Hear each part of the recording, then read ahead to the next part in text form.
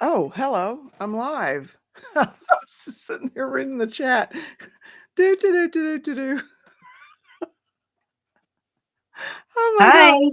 I was just sitting here reading the chat, forgetting that I'm even live on. That's amazing. That's amazing. Oh, yes. There's already a chat that's run away without me.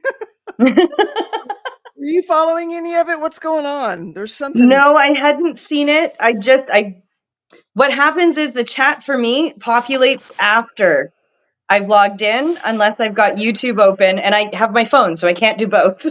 Ooh, okay. So what's going on, Christy? What's going on with me? In the chat, yeah. It looked like there was something up that we were.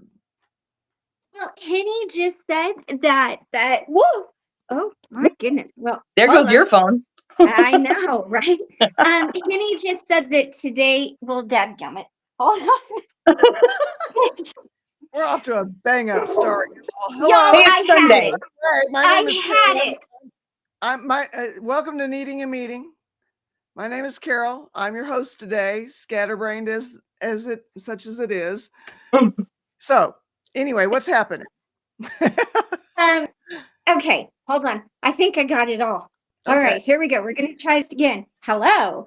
Henny was just saying that she needed a meeting today. And I said, well, would you like to pop in the chat? And she said would you like to pop into the room? And she said she wouldn't pop into the room, but she's in the chat. And so I told her to just let her know or let us know what she needed or, what she needed to talk about today so we could talk about it for her. And then my phone fell over and my dog started barking and I lost the chat and here we are. You guys ran off without me in the chat. Hello, Seventh Son. Hi, Henny. So you're needing a meeting today.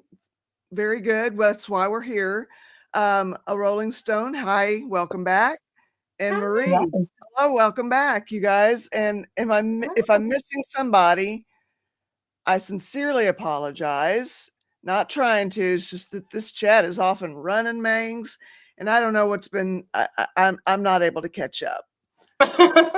We'll catch up from this point. I was actually watching Aaron and Natalie live. Isn't that her name? Yeah, Natalie. And I thought for Cult Sundays maybe we could play that, but I'm all for having a meeting. Yes, whichever everybody needs, I'm good for. Oh, Seventh says all of our hair looks great today. Thank you. Oh, thank you. When mine's wet, it's good. Otherwise, it's a fro. Nice though. Volume. You can get that volume. That's good. I can share it. You guys want some? I would love some. Looks like you have very curly hair. I love that. I've always wanted thick curly hair. And then I've always wanted the thin straight hair. I have a combination. I've got thick, very, very straight hair. I call it my Cher hair when it's long. I really can't do anything with it. Even my beautician, my stylist is like, Christy, so much hair. So I can't see the chat now. So you guys will have to. I'm hoping that I can get whatever is weird about my computer. I'm hoping I can get it fixed because then I can watch the chat from there. It's a shame you couldn't just drop it off with us because Steve could totally figure it out. Oh, what he used to do for a living. He used to have a computer repair shop in Fayetteville. No way. Yeah, it just updated and it went white. And now like the internet is all jacked up and Someone said, hello, Tommy. Hello, Tommy. There you are. He's in here. Yeah. That's why I waved randomly. I like that. The clean wave. The clean wave. All those years of rodeo queen training had to pay off for something, right? Here we go. Here it is. Love it. So did my dad, let me tell you. I saw Henny down here. I just wanted to see. Don't even understand about real names. What is there anything in particular, Henny, or you just just needed to be here. As far as needing a meeting, and I want to. Great to see you too, Tommy. So good to see you. Thank you for being here. Glad you're here. Feeling better. Yes. Sent in all the vibes last night and was just like, oh my God. Okay. I have to kind of peek Yeah, around vibing here to see the chat. So maybe last night was a vibing kind of night. I think everybody kind of needed vibes, Yeah. like prayers, whatever it is y'all do, just sending them all out. Last night was one feeling that retrograde thing, whatever that is, Mercury retrograde thing. Yeah.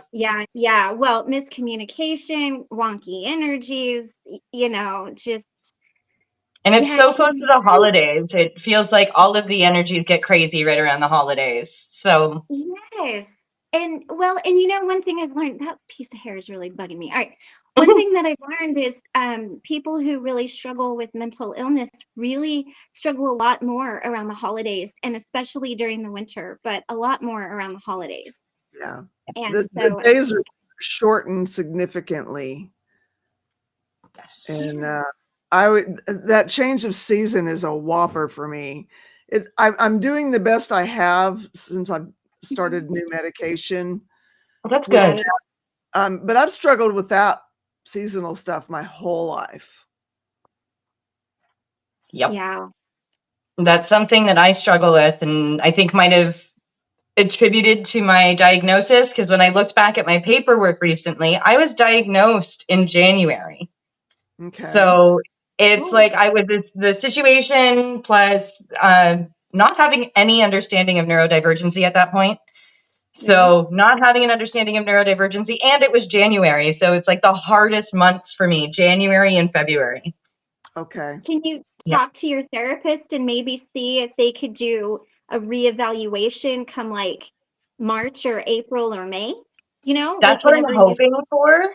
And I'm kind of hoping that I can get it done while I'm here, because it seems like once you get the ball rolling here, it rolls quicker than it did in Ontario when I got diagnosed. Well, that's good. I mean, yes. As much as it's difficult to get it started. I could imagine. Hey, welcome. Hi, Zelda. Hi, and Misha popped in too. Nice. Hi, Misha. Hi, Misha. Glad you're here. Got a bunch of people tonight. I love it. I'm with Marie here. The only thing I like about Christmas is the sales after the holidays. I like decorating and the sales after the holidays. Mom and I used to have a Christmas tradition of buying a Christmas something Christmassy the day after Christmas when they mark down. Yeah. She'd have her eye on something like all season, and then we'd go back and get it the day after. Oh, I love that. That's brilliant. That was fun. Awesome. Yes. Good. Okay. Hey, y'all. Working really hard, as usual, in the background. So I'll be listening, but can't chat. Love this meeting, and that includes every one of you. We love you, Misha. We love you. So glad you're here. Yes. So I came to the realization today, I'm definite Christmas Grinch, and I've just been forcing myself for a lot of years to be like, yay, it's Christmas. So I'm like, you know what? I don't have Wee Man right now, and they did a Christmas party, and I was like, no, I don't think I'm going to go. I think I'm going to stay here, and I'm just going to relax, take care of myself a little bit, and the whole house was quiet. It's the first time I've had quiet in like a month. So I was like, I'm taking full advantage of this. Right on. Yeah. Do you get him back tomorrow? I'll get him back tomorrow evening. And then I can't remember if I told you, but I was able to negotiate getting him back earlier Christmas Day. Okay, good. Yeah, so I'll be getting him at noon instead of 4 o'clock on Christmas Day. Okay. So he'll get tons of activity here still, because apparently there's a ton of stuff planned between now and New Year's. And I hadn't realized that they just do so much community work. I knew that programs like this do a lot of community work, but I didn't realize that even just within the house, they did so much. Mm-hmm. I want to address what Henny is saying here. Yes. It's easier for me to help than ask for help. However, I hear Tommy's voice. Don't suffer in silence. I need time. Thanks. We'll give you all the time you need. And you know why? I figured out the other day. It's easier to help than to ask for help because we're in our own little blinder situation and we don't see clearly necessarily all the time what's going on and what we actually need help with. But we can see it. We can see somebody else and see what they need. It's so much easier to recognize in somebody else a need Right. than to see Yeah. it within ourselves. It's Yes. tricky. Yeah. And Well, I've actually been able to start giving back a little bit one-on-one from all of the love and attention and support I've gotten from you guys. So that's kind of making me feel like even better. So I was like, yeah, I missed the Christmas party, but guess what? I did what I wanted, and that's enough of a Christmas present for me. Right on. Right. That's Right. amazing. Well, and somebody said something interesting to me yesterday, and what they said was, I don't need to be fixed. I want to be understood. And I thought that was such a profound statement. Like, I don't need you to fix me. I just need you to understand me. And I think sometimes we forget about that too, just understanding someone. You don't always have to fix everything right then and there. Some things That's true. do take time, It's Yeah. easy to want to get in there and fix something, but you can fix Yeah. things like that. It's just Yeah. a matter of walking through it, and and seeing that we don't have to walk alone. Yeah, You being know- heard sometimes just is enough. Yeah. Yeah, absolutely. Mhm. And Tommy's right. Emotions can get okay. Emotions can they're so powerful, but emotions sometimes aren't always factual, and there's the difference in that. We can get caught up in our emotions and it's how we're feeling, but it might not really be the truth of the situation. It might not, like we just kind of get wrapped around the axle in it. So That's when we get caught in our emotional mind rather than the wise mind, yes, and that's when box breathing is important. Yeah. It's gotten me out of so many panic attacks lately. Yes. Like, boo, you had panic attacks, but yay, box breathing helped. Yeah, but I'm still so recent after everything, and I have to remember that. Like, yes, I feel good. So, like, a friend of mine had said, eventually it's just going to get easier. And he's just like, I don't want to, like, make you scared, but the feeling proud of yourself or pleased of yourself and then, like, immediate disappointment, that cycle is going to get easier, too. And that is the cycle that throws me into a panic attack. I feel good, and then, oh, my God, what the hell just happened? So it's getting easier and easier and easier. Good. That's Good. Yeah. Cosmic, how Eventually. are you doing? How are you doing? I haven't talked to you in a couple days. Yes. How are you doing? No, good. I was actually able to drive my son to work today. Like, this actually stops. I think it's tendons. I don't think it's broken. Anything's fractured. So Tendon. Oh, Painful. yeah. Woo. Oh yeah, but it's like, but I'm right. It's all good. So but this makes it like a lot. It still hurts, but because it's like there's a metal bar thingy in here, it's like good going around corners now instead of it twisting. So I'm basically able to do the things that I normally would be able to do, and it reminds me like it reminds me that it's sore, so I'm not going around like banging it on stuff. Oh, there you go. There you go. No. Oh, thank you. Yeah. Normally I'm in black. Thank you. I took it for you today. Yeah. So. Christy Sisters in White. There you go. Yes. Yes. Yeah. Yes. Tammy, how are you feeling all together then? I just saw her comment at the bottom of the screen. Yeah. So I'm so sorry, Tammy. Yeah. Although it is hard to use my mouse with this thing on. I can imagine. Yeah. You look like you're doing good again today. Everything's okay on the home front? Yeah, it's all good. Okay. So, gee. Okay.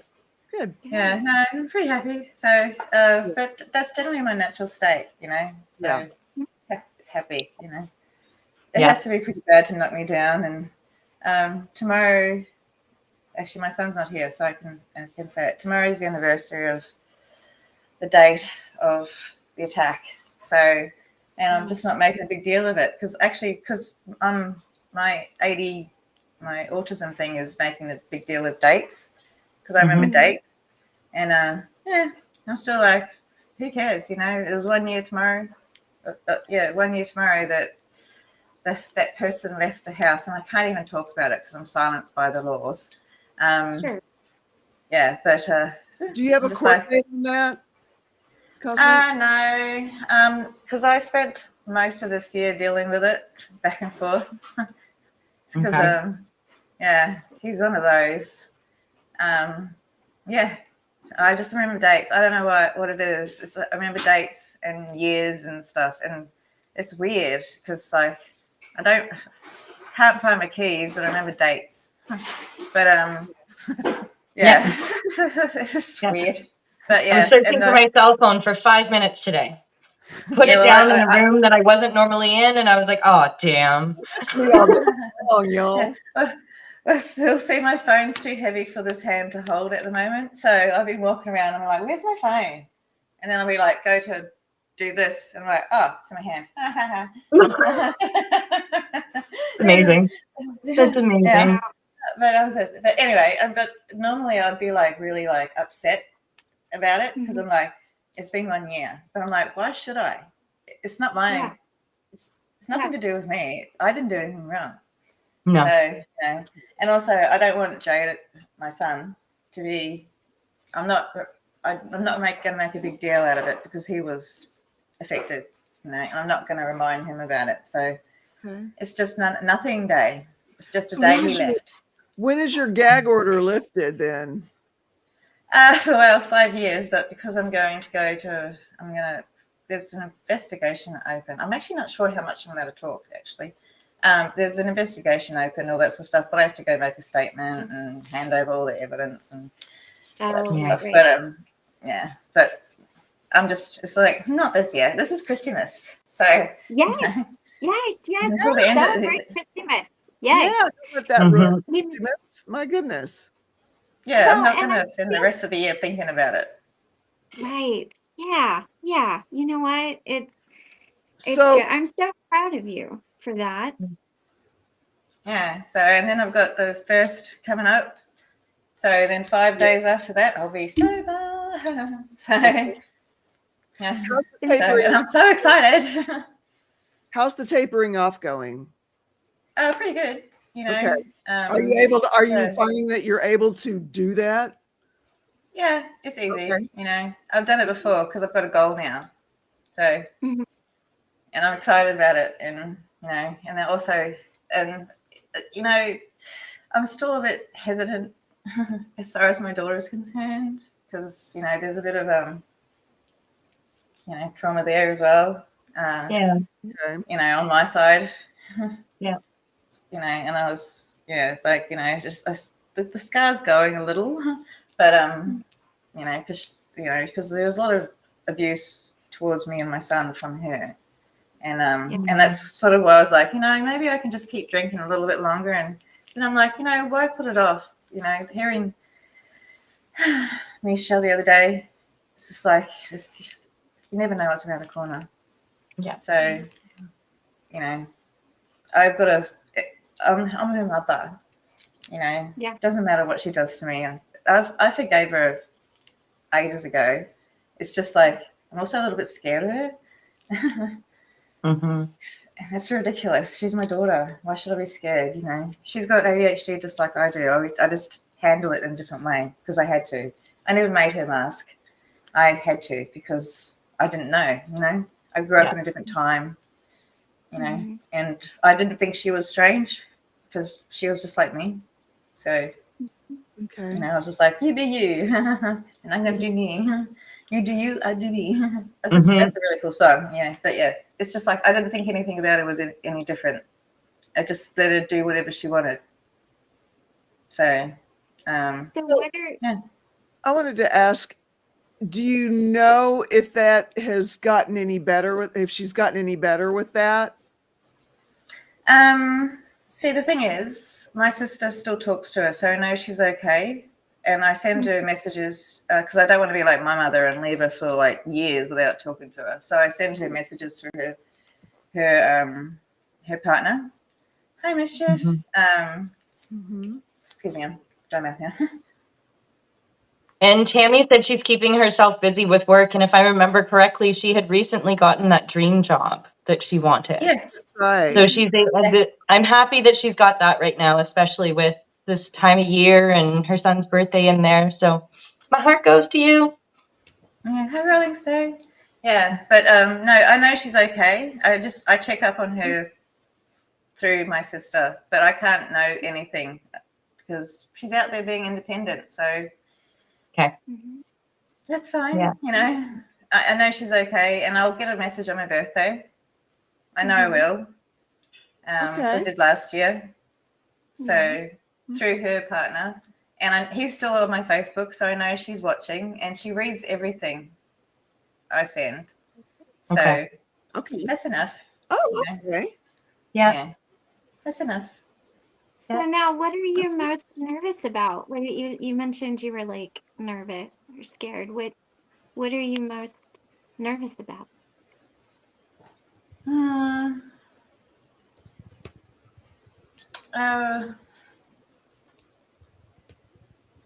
don't know.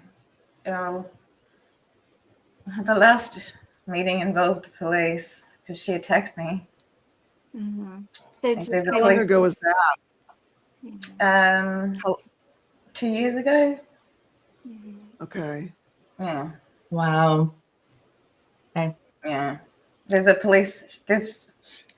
I think she probably won't talk to me for 5 years because there's a police protection order on her. I begged for them not to do it. She was an adult. They did it anyway. Oh. Yeah. So is that why is that part of why you guys are kind of estranged at the moment? Well, I think she thinks I did it, but I said, please don't. She's my daughter. Right. She's got a disability. She doesn't, she has meltdowns when she does these things. She doesn't actually know she's doing it. Yeah. Because I've done autism meltdown training specifically, and she didn't know. And the police don't take into account a lot of it neurodivergent type things, and they did it anyway. So, and there's a 5-year order on her. It's just a good behavior. It's just good behavior. She just has to be of good behavior. I wonder if it's a medication, something that medication could help, or if she's gonna have to figure out how to not go through life that way. Look, you can't be medicated for autism. For the violent behavior, though. The thing is something that potentially could be. She only does it to me and her brother. She doesn't do it to anyone else.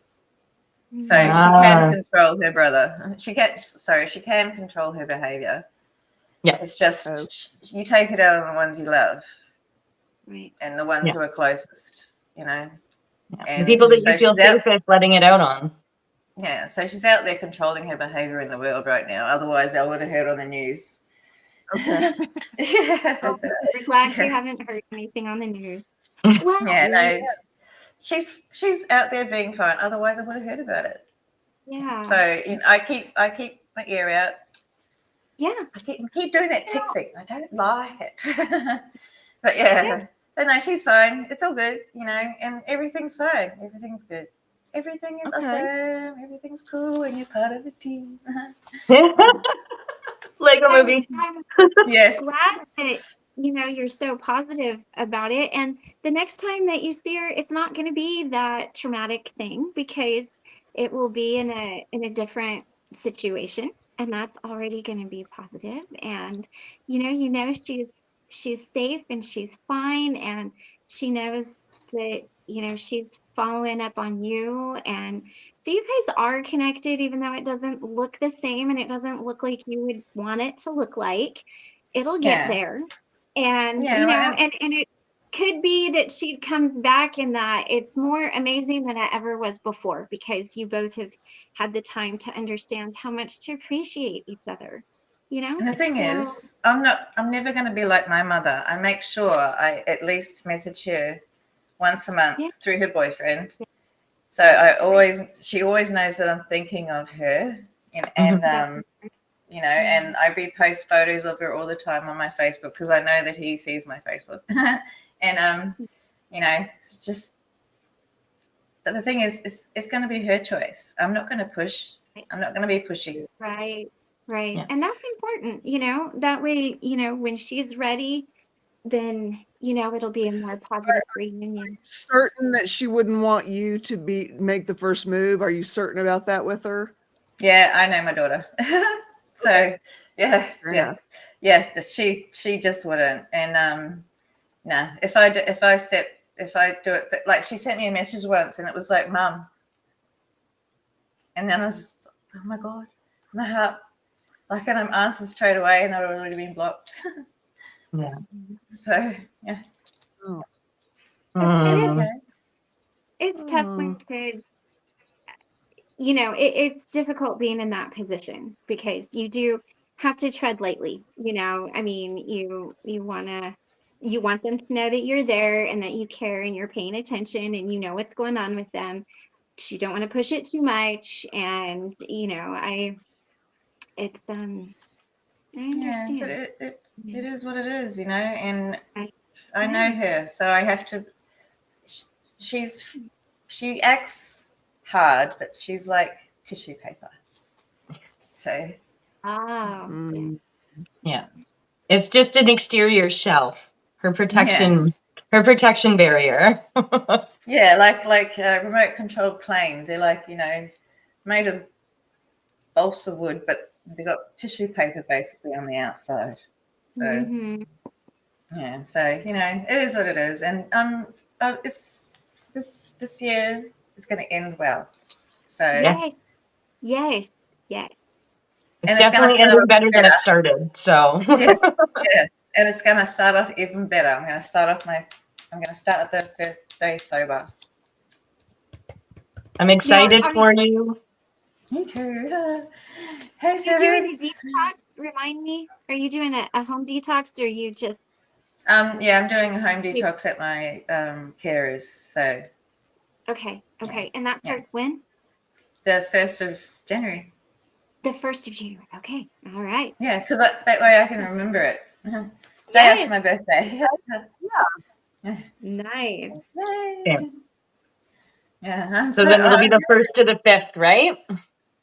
yeah, 1st of the 5th. 5 days I can bang it out quick. Yeah. And There you go. yeah, so I'm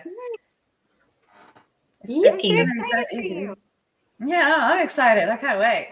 I'm buzzing. Yes, yes, Yeah. yes. And I've already reduced so much, like, you know, and I've got like actually at 12:30 today. I have to remember to put that in my calendar because I keep missing it in my alarm. So anyway, how are you, Stasia? I'm good. Took some I me time today and it was really, really nice. Instead of going to the Christmas party, I decided I don't like Christmas and I've known that since I was 7 and I'm going to stop pretending. I pretend to not like Christmas until Christmas Day, and then I like watch everyone. But I still like my best friend even went out and bought all the presents I was meant to get for Secret Santa because she knows I hate going to the shops.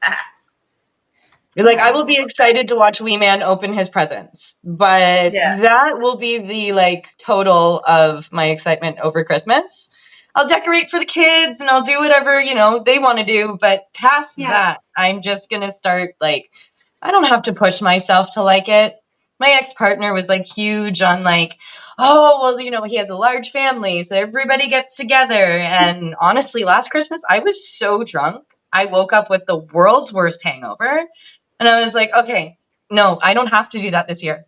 I don't have to Yeah. put myself in this mindset, and I'm not forcing myself into a mindset I don't even want to be in the first place. right. So Yeah. feels kind of freeing to be able to say, I don't like Christmas. Last year, hubby and I got in a fight over something, And he goes, I don't like Christmas. I said, nobody likes Christmas over the age of 18. Get over it.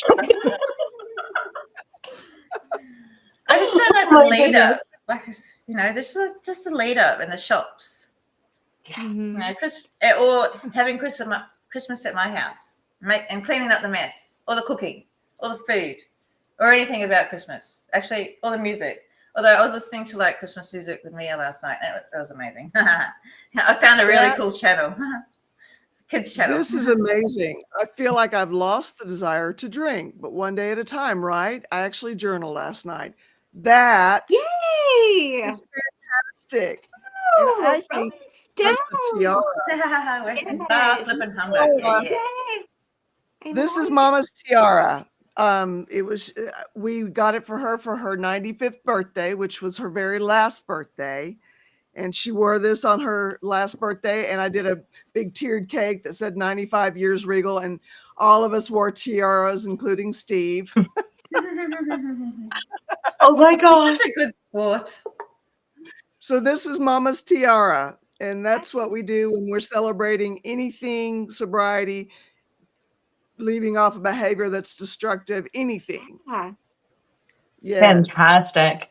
Yep. How did it And I think when feel? you're ready, like the desire leaves. When you're ready to fully be sober and off of whatever it was that you were using, the desire just leaves.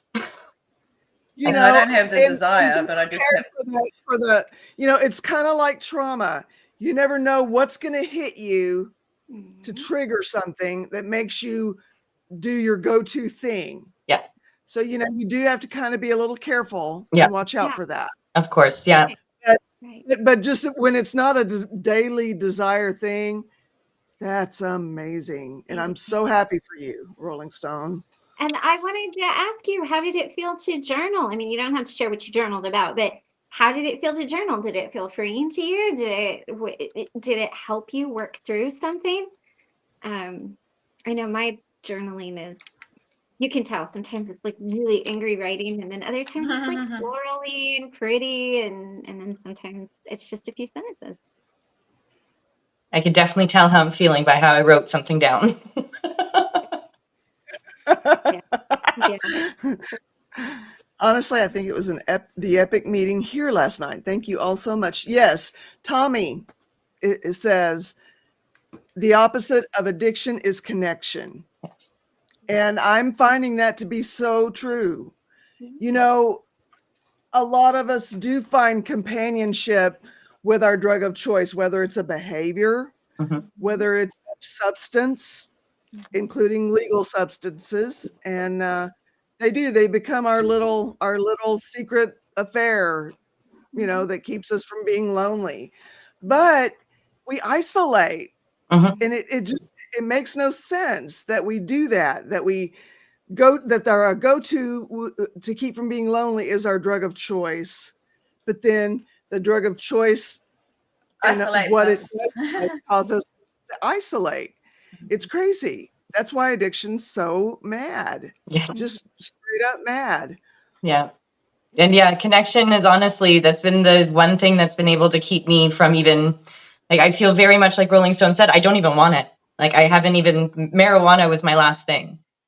And Yeah. I still have that joint sitting in the drawer. It's just sitting there in a little container, and I'm going to frame it. I did open it though yesterday to be like, hey, it's there, because my daughter asked. She's just like, it's there. I'm like, showed her. And I'm like, oh God, that smells. Oh, like my whole brain is just like reset on it, I guess. It was a little scary. I wrote 3 pages and realized I'm a bit obsessed with death. Well, that's not necessarily a bad thing. No. That's not an unusual thing. There are a lot of people that are,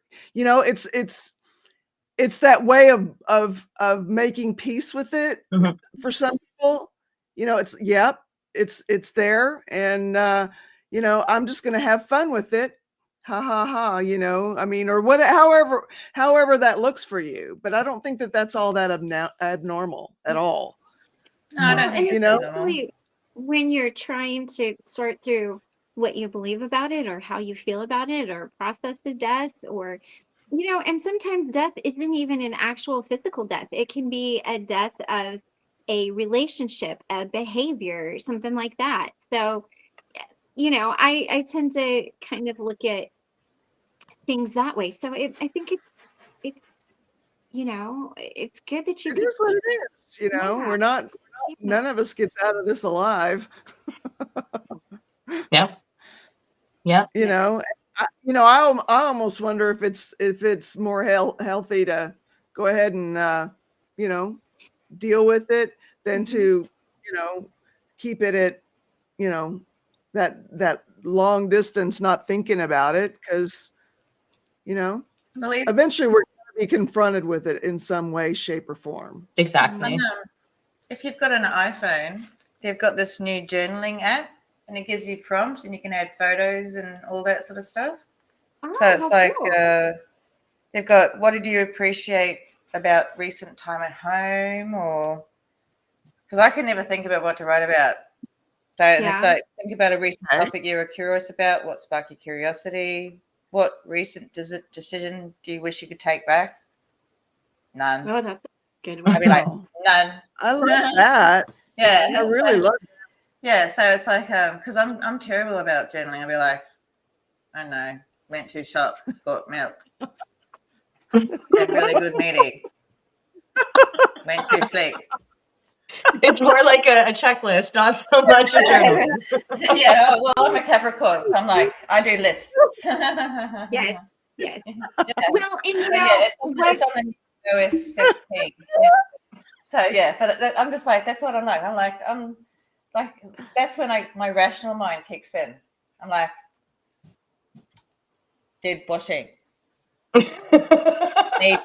Need to buy dog food tomorrow. Actually, I right. need to buy dog food today. Actually, that's why I thought of it. So, so I need to write that on my list. So See, what I that's need is something that's going to tell me it's time to journal, because I intend to, and what then this I have does. like 5 or 6 days between too. Yeah, it does that. I It reminds you at a certain time, whatever time you want. It reminds you what time. So Oh, you'll have to send me the at least picture of the app so I can find it, it's please. on. It downloads automatically onto your phone when you update to Oh, iOS 17.2 or whatever it is. perfect. so I Yeah, don't have an yeah. iPhone. I'm not that cool. So anybody who doesn't have an iPhone like me, I set an alarm. I am a huge um alarm setter. Like if I know, like, for here, I know this goes live at 4:40. So I set an alarm at 3 and 3:30 and 4 and 4:15 and 4:30. I'm a huge setter. So one thing that I recommend a lot of people do is set an alarm, Mm-hmm. for like 15 or 20 minutes or 30 minutes before you normally go to bed, or however that looks for you. When I'm don't know what to write about, what I write about is how I'm feeling. I'll just write down, like, today I felt happy. And then I ask the questions, well, how did being happy make me feel, and why? And I just keep answering those questions, and I get a lot out of things that way. So I'm always like, how did that make you feel? Why? What can you do about it?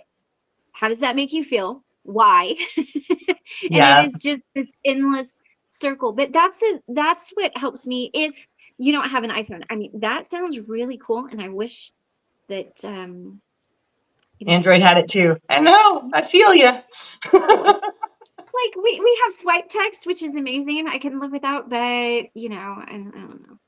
I could never get the swipe text. I'd be like, it'd always be like, you'd be trying to spell something, it'd always come up with like B. Something like. I'd be like, fine, whatever.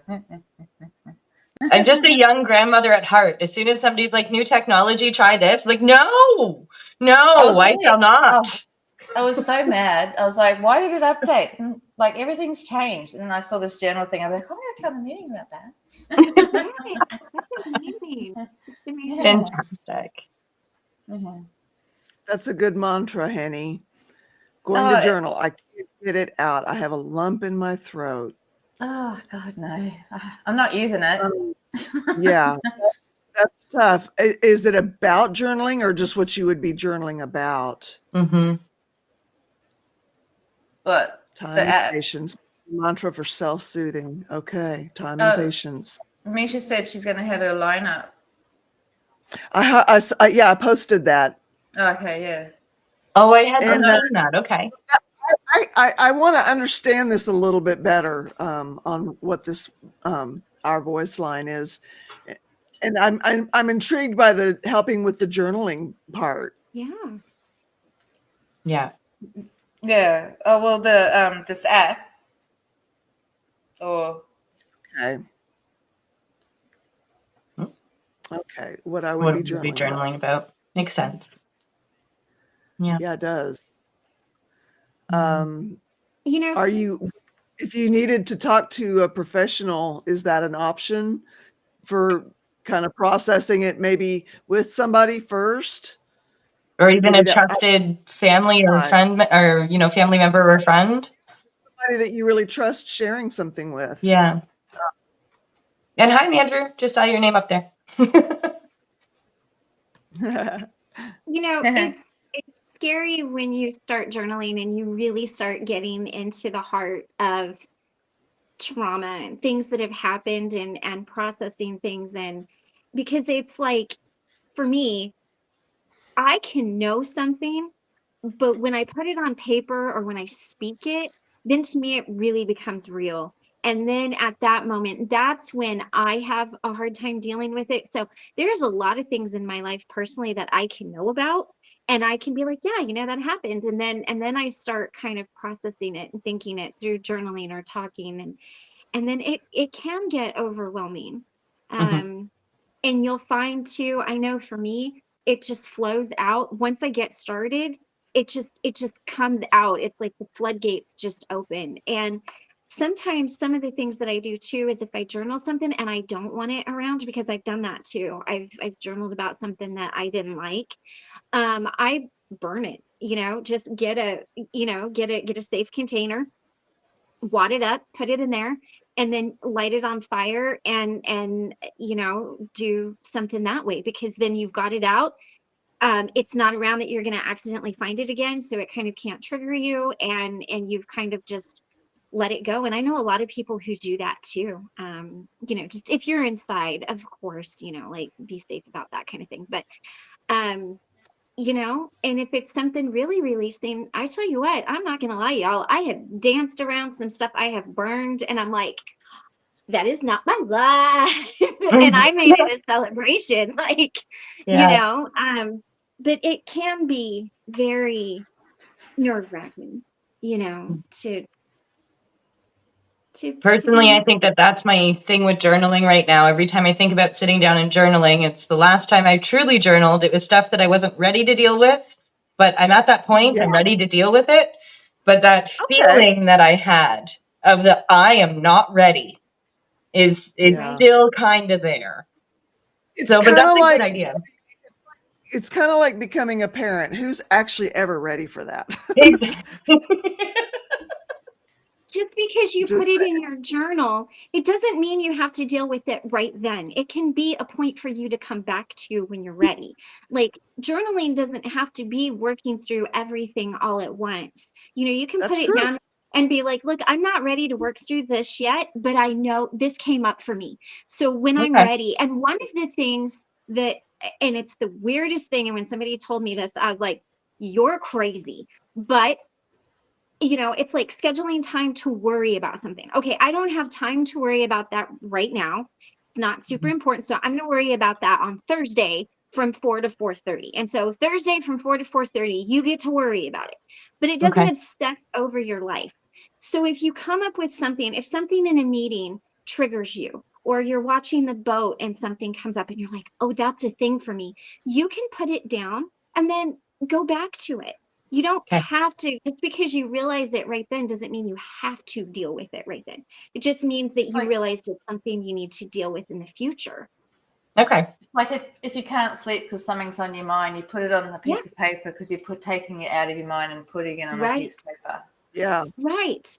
And then when Yeah. you're ready, go back and process it. And sometimes universe or God or however that looks for you will like drop a little something, oh, hey, you're not there yet, but start thinking on these things. And then you Yeah. might find when you're ready to deal with it, it's not as overwhelming and intimidating and scary. And there's a lot of things that happen to us that are overwhelming and intimidating and scaring. And I'm not taking that away from anybody's experience at all. Mhm. But it can be a little Exactly. rough, you know. Yeah. I used to put things in the freezer. Like I used to write all of my worries out on a piece of paper and put it in the freezer. I'd be like, I'll freeze that, Yes. going on ice. I'll deal with that later. And then I could go to sleep. actually do that. I do that. Or if something has gotten me feeling some kind of way and it's not a good way, I stick it in the limit and I freeze it and I throw it in the back of my freezer and I don't ever think about it. I love it. I love it. I think because the way that I've dealt with things all the way up until this experience, it's like it's coming out of my head, so therefore I have to deal with it. And I also think that was the previous experience as well, being told that I was putting my head in the sand a lot. So it was like, well, I'm not putting my head in the sand. I'm actually dealing with it. See? But Right. not the best way. Well, and you don't have to, it's not putting your head in the sand is when you ignore it. Yeah. But if you write Yeah. it down and you're like, it's like if your leg is broken. Okay, well, if you ignore a broken leg, you're going to continue to try to walk around on the leg, but acknowledging it, okay, I broke my leg. I can't get to the doctor right now. So I'm going to call so-and-so. They'll be here, at 4:15 and we're going to go to this hospital. That's not sticking your head in the sand about it. That's not you not dealing with it. It's you taking a situation and saying, okay, this is when I'm going to deal with this. Yeah. And it's this, Okay. it's a lot of the same thing. If you just ignore it and you keep, you're out trying to run a marathon with a broken leg, yeah, you're sticking your sand about that.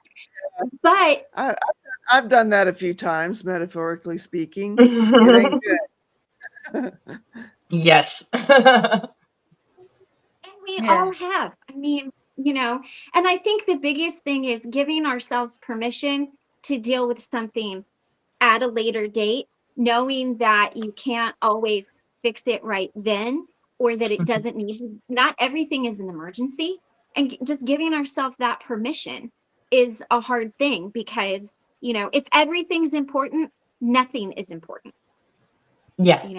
I can see that. Well, that's see with my And on that ADHD. note, Yeah. on that note, Ben Turner says, one thing I learned with my time moding a neuroscience thing, our brains actually don't have that much processing power.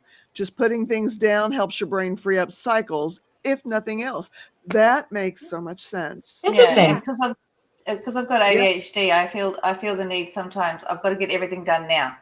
Yes. But with with all this therapy that I'm doing, I've learned that, like, especially with the whatever I've got to do with this court stuff, there's no limit on time that I've got, other than you might die, and then I don't have to worry about it.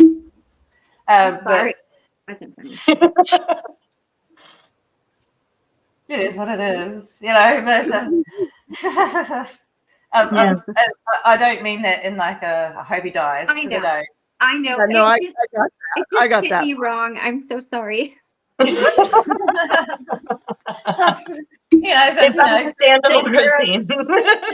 there are buses. People walk across roads. You never know.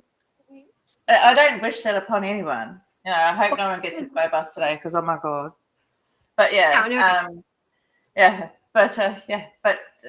but like just but I wanted it done like immediately, but it was too much in my emotional mind that that I couldn't deal, like that. I was like, if I had sat down and done anything, I would have been like just blah, and no timeline, no nothing, no rationality to anything. There was no wiseness about me at that time. Like I was going around being a rage queen. Like you think you're a mad hobbit. I was telling my friends off all the time. Like, I wish I had a turkey leg, because I would have gone beating around everybody, I know, actually, I'm so We need glad to get a stressed turkey leg, just like one of those, like just go around and you can be like, yeah, turkey leg you. No, I was a terrible, like, I was just full of rage. It emanated from me completely, Mhm. you know, like, and I was taking out on people that the person that I should have been, like, should have taken out on, that wasn't there anymore, you know, like, because I was just like, I was furious, you know, and I had very good reason to be furious, which I can't even talk about, because I just didn't realize that I had been done wrong by, and Mhm. it takes a while to realize it, you know. It does. Yeah. It does. Our brains don't always click that fast. Even the smartest people will sometimes sit there and be like, well, I missed that. You know, Yeah.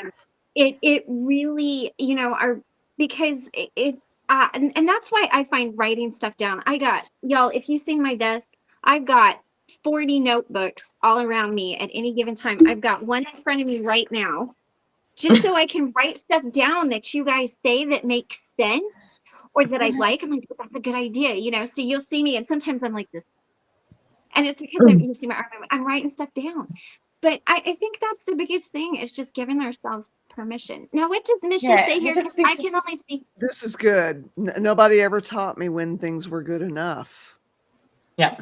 So most of my Yeah. life, Yeah. I had to keep going regardless until the day I completely broke. I'm trying to regain a newer way to do things now. Mhm. Yeah. Well, Wow. I've never felt good enough either. So that's exactly right. I'm doing things different now. I'm slowing down. Right. You know, Yes. I'm learning how to slow down. Nothing And needs to be done straight away unless it's like, you know, urgent, like the dishes right now. But yeah, nothing's urgent. I can slow down. I don't need everything to be done. yes. Everything can Yeah. be just relax. I'm just learning And As to soon as you relax. said that, just not the ADHD specifically, neurodivergency, making you want to like deal with it right away, but you're not ready. You're not in your wise mind. That makes total sense. That is 100% me. I Yeah, will try and fix the argument immediately because the argument must be fixed immediately because I can't cope with the feeling that I'm feeling. So if we fix it, it's done. exactly. I was exactly the way, and I would fawn and fawn and fawn until it was sorted. And now I'm just like, you know what? Nah, Yeah. I did nothing wrong. You can sort it out. You know, that's well, your. going back to Nisha's point, I just want to say, good enough for whom? Yeah. Good enough for who? Anybody. Yeah. Good enough for you? Good enough, because I will tell you this, my idea of what's good enough when it comes to cleaning the house is not my husband's idea of good enough. But you know what? For me, You it's know good what? enough. And you're going to come home to my good enough. So, when you're trying to feel good enough, what does that look like for you? That's something that you can journal about. Okay, I don't feel good enough. I feel inadequate. Okay, how does it make you feel when you feel inadequate? Why do you feel inadequate? Who are you trying to make yourself adequate for? Now Mhm. if we're looking at our children, okay, of course we have to be adequate in the sense that we've got to make sure that they're fed nutritious things and that they've got appropriate clothes. But if it's just you, like, then it's really hard. And I think as women, it's hard for us sometimes. I'm not saying guys don't have this struggle. I'm just saying I'm not one and I don't really know their struggle. But for women, it's really hard to not try to please everybody. And you can't, you never will. So you've got to, for me, what I had to learn was what's good enough for me. Like at the end of the day, when I can stand there, if I'm laying my head down at night or somebody asks me, why did you do that? Well, because it's what I thought I needed to do. It was good enough for me. And I think that's an important thing. Yeah. So that's another thing that you can journal too. And again, that's where that series of all of those questions, who am I trying to be good enough for? Why? How does that make me feel? What can I, in a healthy way. Yeah. Don't Misha. and so Says, Christy, you should be a detective. You've missed your way, girl. I will tell you what. Here, I'll tell a funny story on myself. So, okay, he probably wouldn't appreciate this too much, but we'll do it this way. Somebody very important to me in my life had a connection with someone, and there was a potential child there that did not know if it existed or not, or if it was their child or not, but didn't know how to get a hold of this person. So this person came to me and said, I think I want to know about this. I think I'm ready. Can you help me? And my thing was, are you sure you really want to know this? Because I can find this out for you.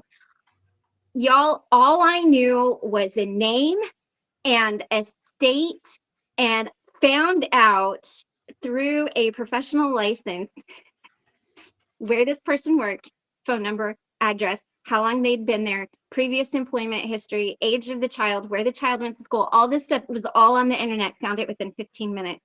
This Oh my God. person was like, remind me never to make you mad. Did. And I gave the phone number to the person, and the person called back about 45 minutes later, and I was like, was it the right number? And the person's like, yeah. Person picked up, and we had a conversation. So Wow. Oh yeah, my I mean, goodness. Yes, you should have been a detective. I love research.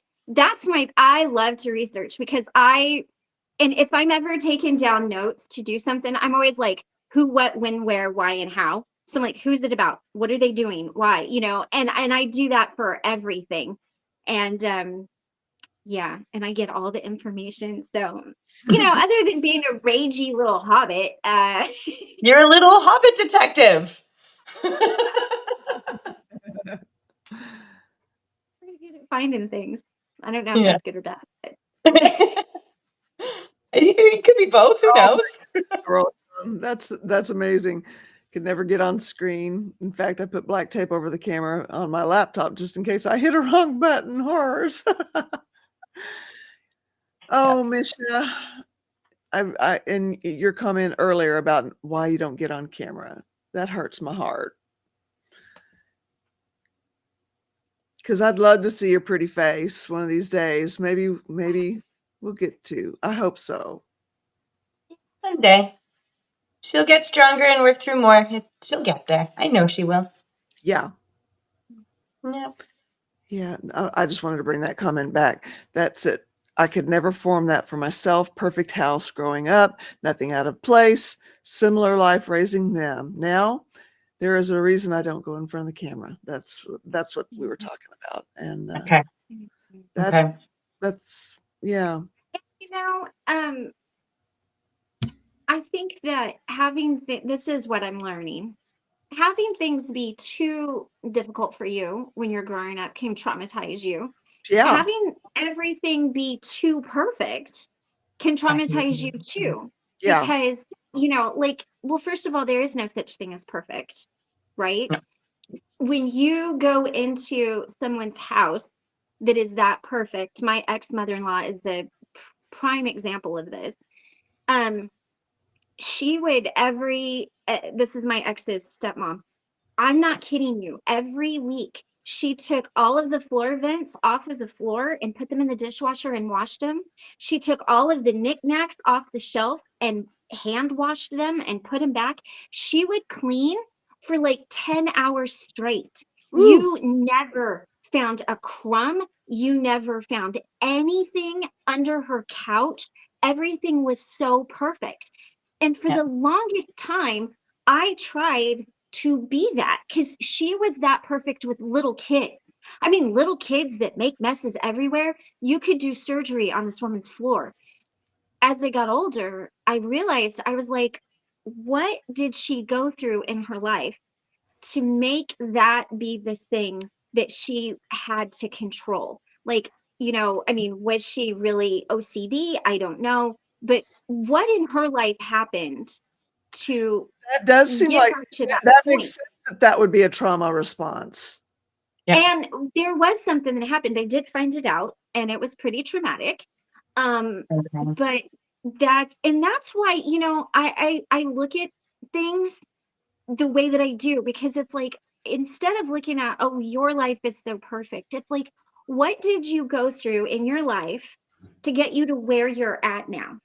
Like, where the Christmas tree has to be matchy, and this one matches that one, matches everything in the house, because I can't handle it if it doesn't. Now, I'm not Mhm. OCD, but that just comes from my wanting to control from being married to my ex, where it was this really eclectic tree, and we had and I'm sorry, don't mean to insult anybody, but we had those colored lights and I could not stand them and I couldn't decorate the way I wanted. So now I'm like, I'm decorating how I want, so even that is a response.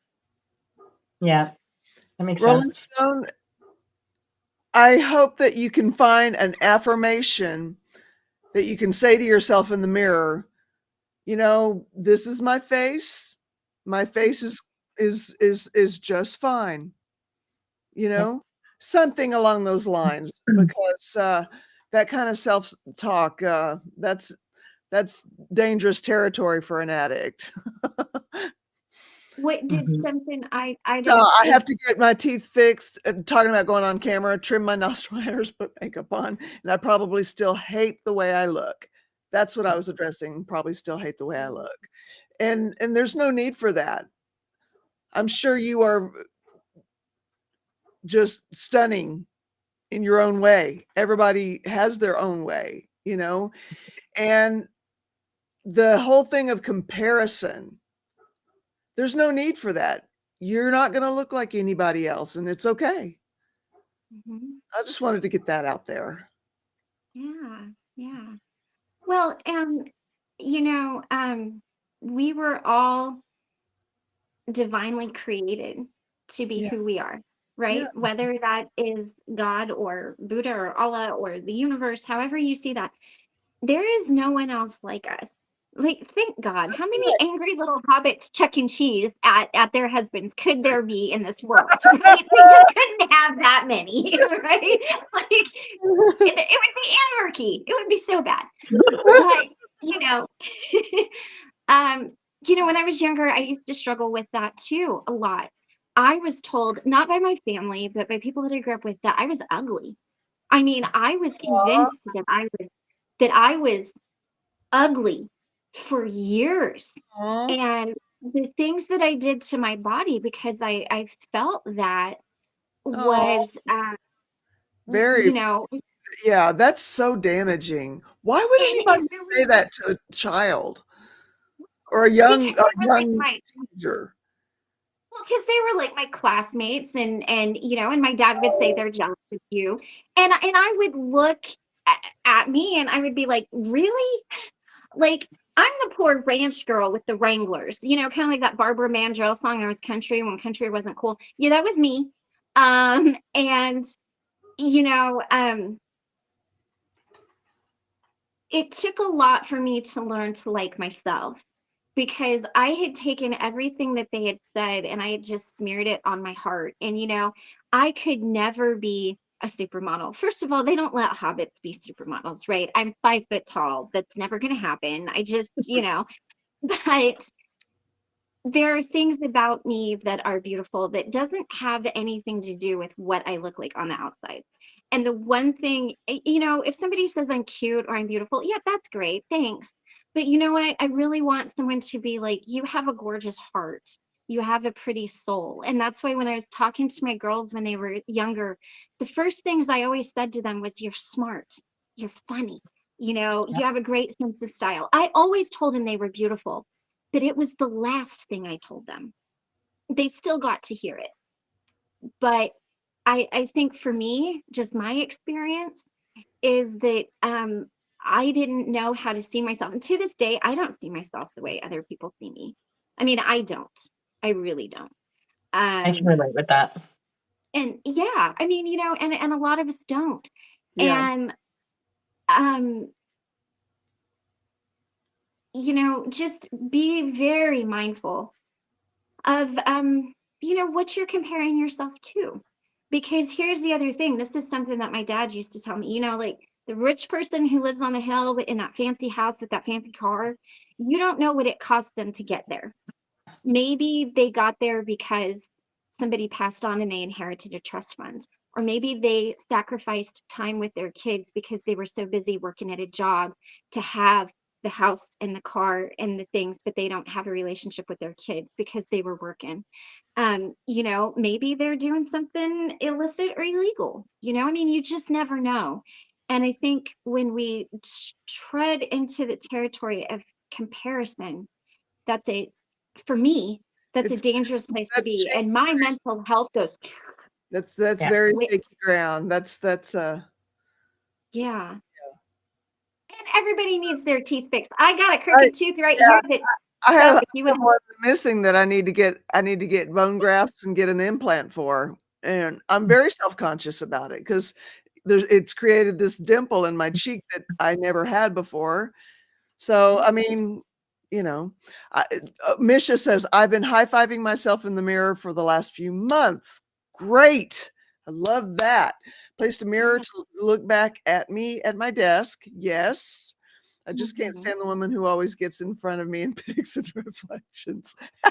Whatever. you You'll know, get there.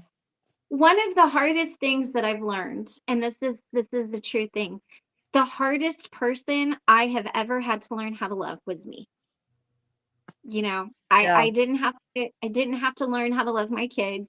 I did have to try to learn how to love one of my ex-husband a little bit, but Mhm. like the hardest person I ever had to forgive was myself. The hardest person I ever had to love was myself. And I promise you can come for me all day long because there is no one else harder on me than me.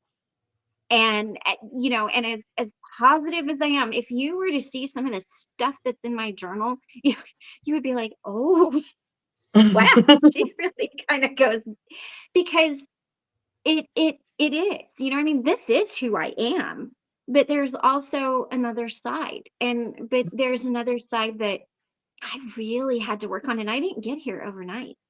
It took me years to get to a place where I Small steps. That's what I'm learning. Small steps, and then it yeah, gets a little bit easier to be able to look in the mirror and be like, okay, I see what this person said this time. yeah, It's its own imposter syndrome. I feel very yes, much like I've been yeah. stuck in that for a while. Yeah. Mhm. And I love me a good mantra. I'm not gonna lie. Like, write that mantra down. If somebody says something that resonates with you, and you wanna, put that on your heart, then write it down. My mom used to write down Bible verses, you know, and she would stick them to the mirror. You'd go in the bathroom, and there were these damn Bible verses all over the mirror. But that was her thing, Yeah. and that's what she aspired to be and worked toward. Yeah. You know, Yeah. I had but general cleanings on Saturdays before I was removed from my mother's home. Oh, I'm sorry, Hmm. Henny. I'm so yeah, sorry. I survived doing housekeeping for a living. How sickly ironic. Hmm. Mm. you, Wow. mm, And you Mish, know, yeah, go ahead. I used to get told I reminded people when I had my long hair of Jennifer Love Hewitt. Oh, I could see that. I could see that. See that? I just love how like a Canadian musician has come up like twice for me today. It's amazing. I have it. She's Stage just sent me a mashup of something. I was like, it's really cool, but these are kind of the bands I groove to, and then I'm like, don't hate me, but I love Nickelback. And I'm like, I at least have an excuse. I'm a Canadian. No excuse. Nickelback. This is I still terrible. think they're great. Cosmic Wait, says, what? I was called fugly by my aunt for years. That's That's Horrible. ugly. Not you, Cosmic. That auntie saying that is ugly as it gets. And then fish face because my eyes are wide by classmates. My paternal parent bullied me about my looks too. That's why Insane. why would an adult do that to a child? Yeah. That's No. just sick and disgusting. Yeah. Yeah, Well, I can remember my auntie doing that from the time I was 4. It's because of what my father did. I was a black sheep. They instead of targeting my father, Targeted And you. they targeted me, and she was a victim of domestic violence as well. So she should have known better. And I was like, the first time I remember it, I would have been like 4, because I remember, Oh my for some gosh. reason, you remember the bad things, you know? Yeah. I'm eating yogurts. That's why I'm not on screen, because I Aw. don't want to eat on screen. But yes, I remember it so well. And for some reason, she was my favorite auntie, because like she treated me so badly. And I just wanted to this is the first time I remember like fawning, you know, like I just wanted her to like me. Yeah. And and then I remember one time, you know how like dogs, you know, they do that humping thing. And then I was just like, yeah, this dog, her dog, was just like doing it to me, and I was just like crying and like, just get off, and they were all laughing at me, and I was just like, Oh, yeah, that would be scary for a kid. What is happening? yeah, and I was like 4 years old, and this is like a core That memory. that I don't. age, that would be terrifying. Mhm. Yeah, it was terrible because I was so little, and this was like a German Shepherd. He was a friendly Oh, it's a dog, big like, dog. Oh, yeah, and I was yeah. 4, you know, like, and one of the reasons it sticks with me is because like it was a core memory, you know, like, Yeah. it was terrible, and like, and everyone was laughing at me because we were at a Christmas party, because we all had these big, huge family Christmas parties, you know, and it's just like, how can they do this? And then my dad used to call me barge ass, Oh my gosh. and you know, heffalump, and you know, and I was a tiny little child, and I was so skinny. I think I sent that photo in the, you know, of me just before I slid down the road on speed bubbles. Yeah, on the bike. I was little, you know, I was a little child, just like my daughter, and so I pass on to my children that they're beautiful, and you know, Yeah, my good. daughter eventually. She ended up getting some sort of something to do with her feet. Her feet started to get sore, and I used to think she was just trying to get out of doing the dishes. And then one day I looked at her, and she was like walking up the beach, and I saw the pain in her face. Mm. And I'm like, no, she's really got something going on. And like, I took her to all these different doctors. We just couldn't figure it out.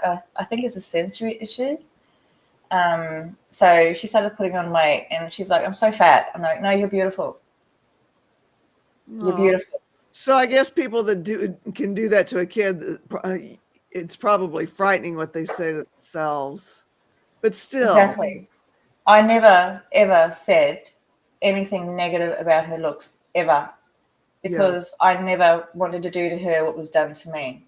yeah. But because I had this body dysmorphia, and I put on it like heaps of weight, and then I went a little bit psychotic one time. I didn't sleep for 7 days. Anyone's going to go psychotic if they didn't sleep for 7 days, because I was writing a letter to my father about how shitty I thought he was, and because I was hyper focused on it, I wrote like 50 pages, like 50 actual pages front to back. So it would have been 100 pages about how shit I thought he was, and what he'd done to my mother, and how he'd ruined my life and all the lives of everybody around him. And because I had a child, my own child, and I saw my kid's father, and he was the same age, and my little sister was the same age, and I was like, and it kind of connected that he was her brother-in-law, and she was my little sister, and I just looked at them, and I thought, what would I do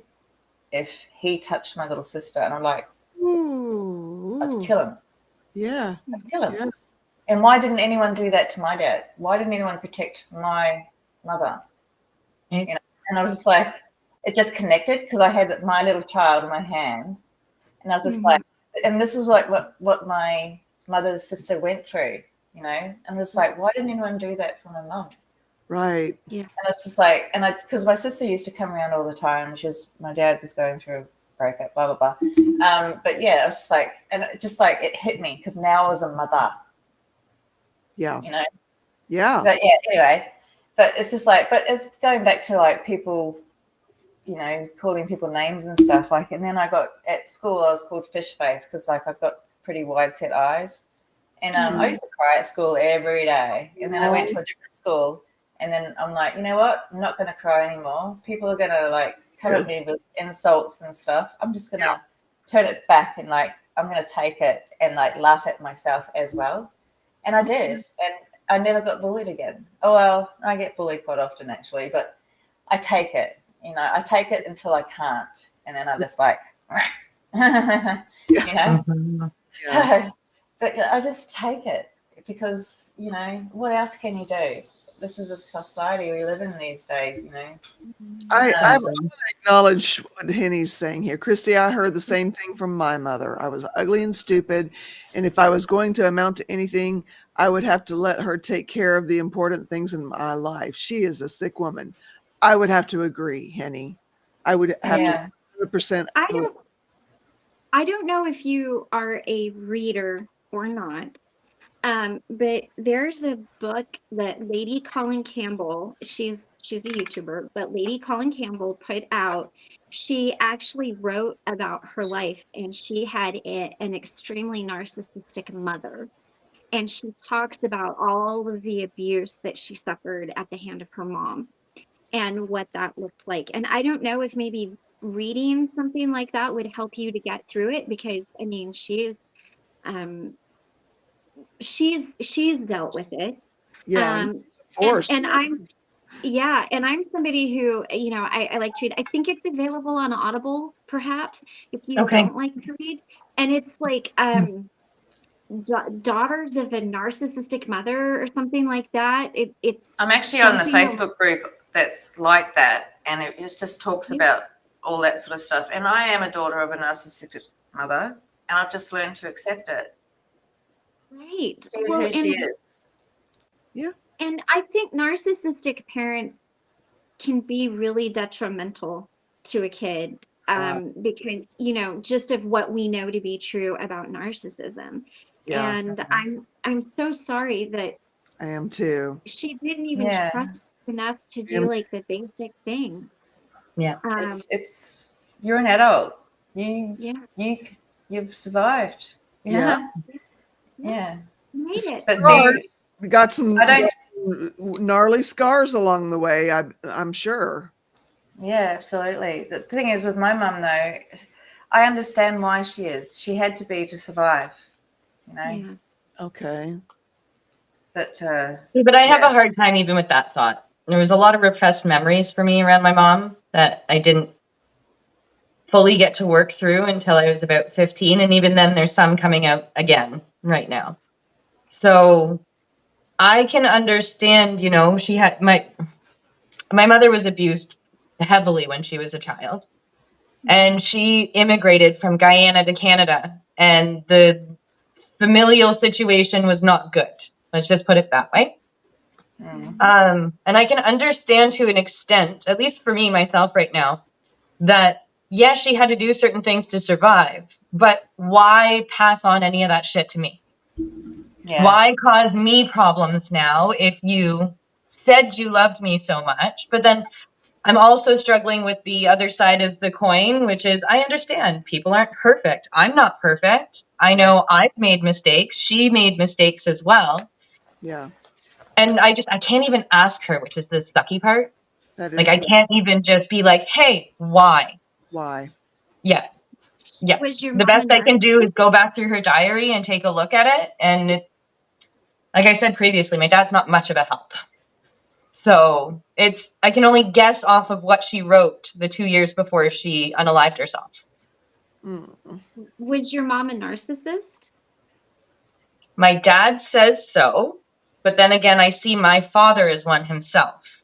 So I don't know who to trust. You know what I mean? Do I trust what I read in the journal?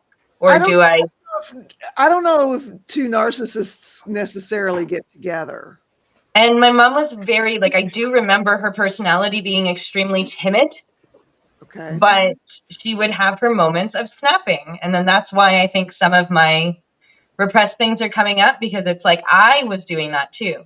Yeah. You know, I was a fairly bubbly person, and I loved being out and about, and I loved getting to know people. And then I became very, very timid. And then when I couldn't handle it anymore, I would snap. So I see patterns of myself and what it is that I read through her journal. Okay. But it then like makes me also question and see like, what did my dad do to trigger some of these things? Right. Right. And I know that they were never monogamous. So that was also a major trigger. Like it was, let's just say I had hippy dippy parents.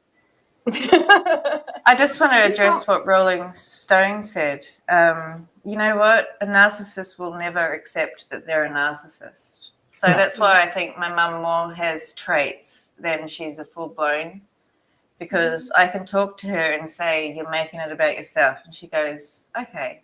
You know, she accepts that. You know, she's taking on board the things that I say to her. Whereas if I ever said that to my dad, well, actually, my psychologist says he's a full-blown psychopath. But but you know, you can say anything to a narcissist and they don't care. You know, and I'm so sorry that was the reaction you got. Yes. Well, Yeah. and Same. Stasia, I want to say a few things.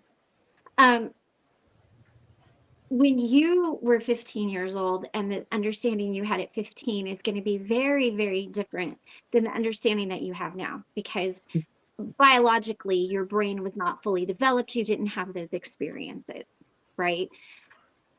Going based off of what your dad said probably isn't a good thing either, just because if he's that difficult, he's not going to be honest with you. If it were me, I would go off of what was in your mom's journal. I wouldn't read anything into it. I would just say, why is she going to lie there on her own? Right. It was her own private space, right? Right. And think of all the things that we say about journaling. So I would take the journal. I would also try to, and I'm not saying you had a great childhood. I'm not saying your mom was perfect. I'm not excusing anything or taking any sides, but I want to give you some insight that, and some of you who've not been here before maybe haven't seen. When I was married to my ex, I was a disaster. I was the worst mom that you could have asked for. I mean, seriously, I would lock myself in the bathroom for 30 minutes and not come out because I couldn't handle my kids. I would sleep on the kitchen floor in front of the stove because I just couldn't fall asleep anywhere else. Memories that my kids made, I don't have. There are years of my life that I do not remember. The person that I was then was so traumatized, was so emotionally abused, was so financially abused, was so broken, was so anorexic, was so mentally sick, was so everything. There was a point where I was going to unalive myself and leave my children behind. They were upstairs. So you can be in a situation that is so toxic and so bad, and you can be so broken that you don't know what to do because you don't know up from down. And all you're trying to do is just keep it good enough to get through the day without being yelled at, without anything, because then you are in survival mode. And unfortunately, it's not survival mode for you and your children. Sometimes it is survival mode for your own life. And you don't have to be getting physically beat or SA'd or anything like that to have that situation be dire.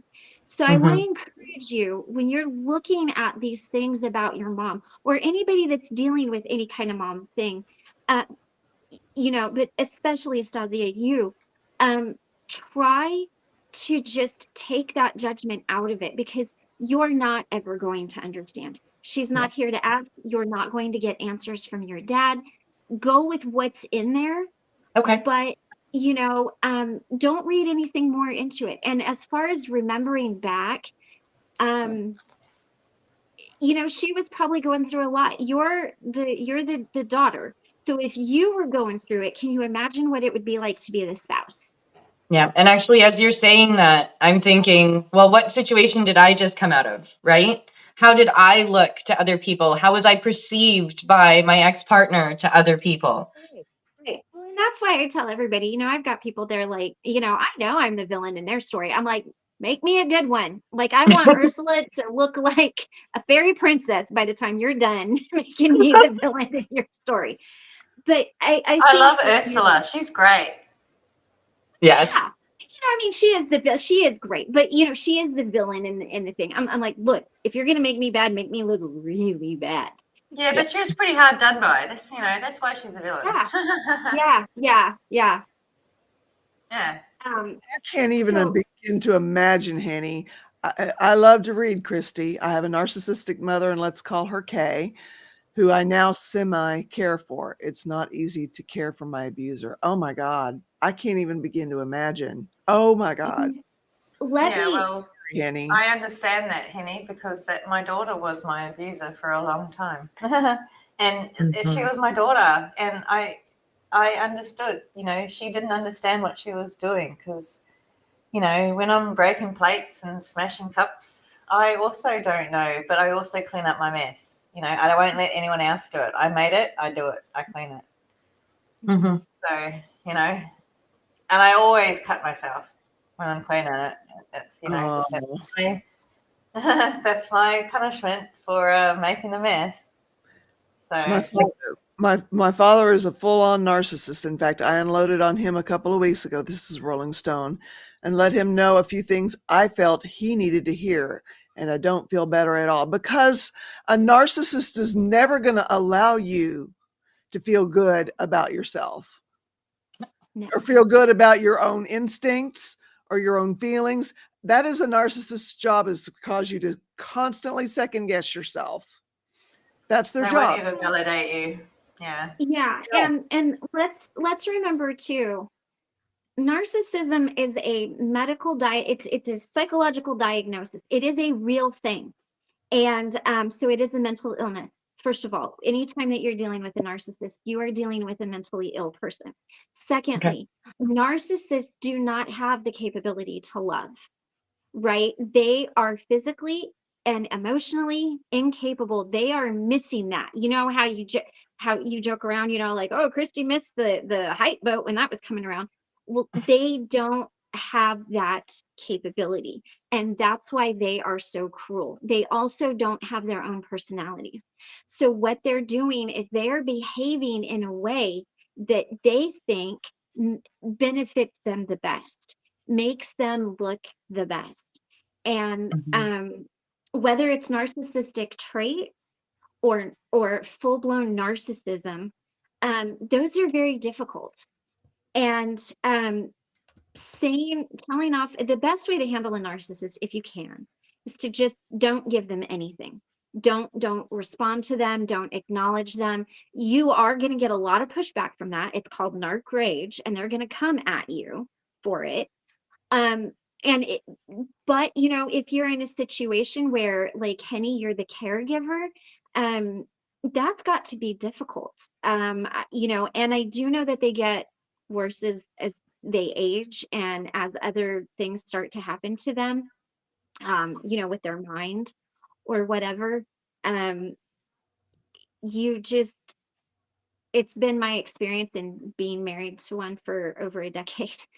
Um, the only way to get away from it is to walk away from it. And when it's a parent, I can't imagine how difficult that must be.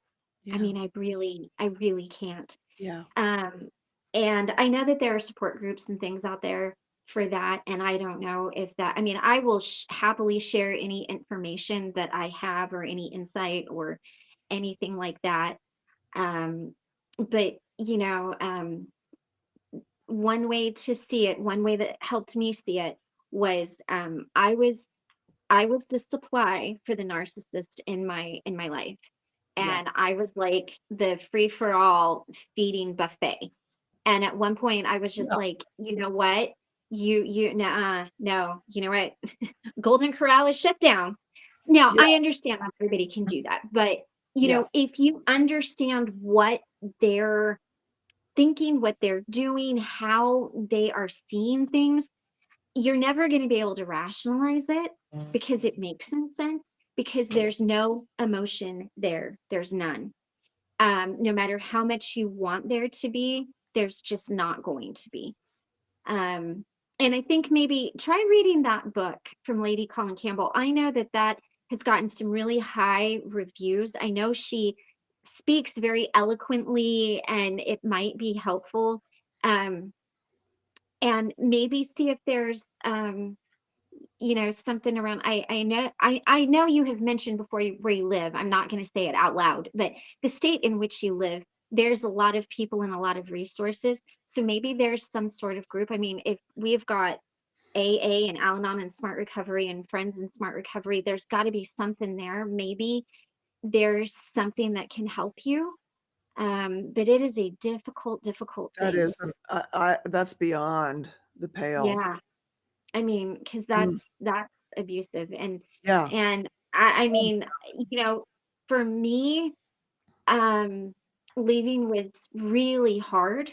It took me a long time to sort through it. But it also wasn't apparent. They tend to make you believe you can't leave, that you Right. can't live without them.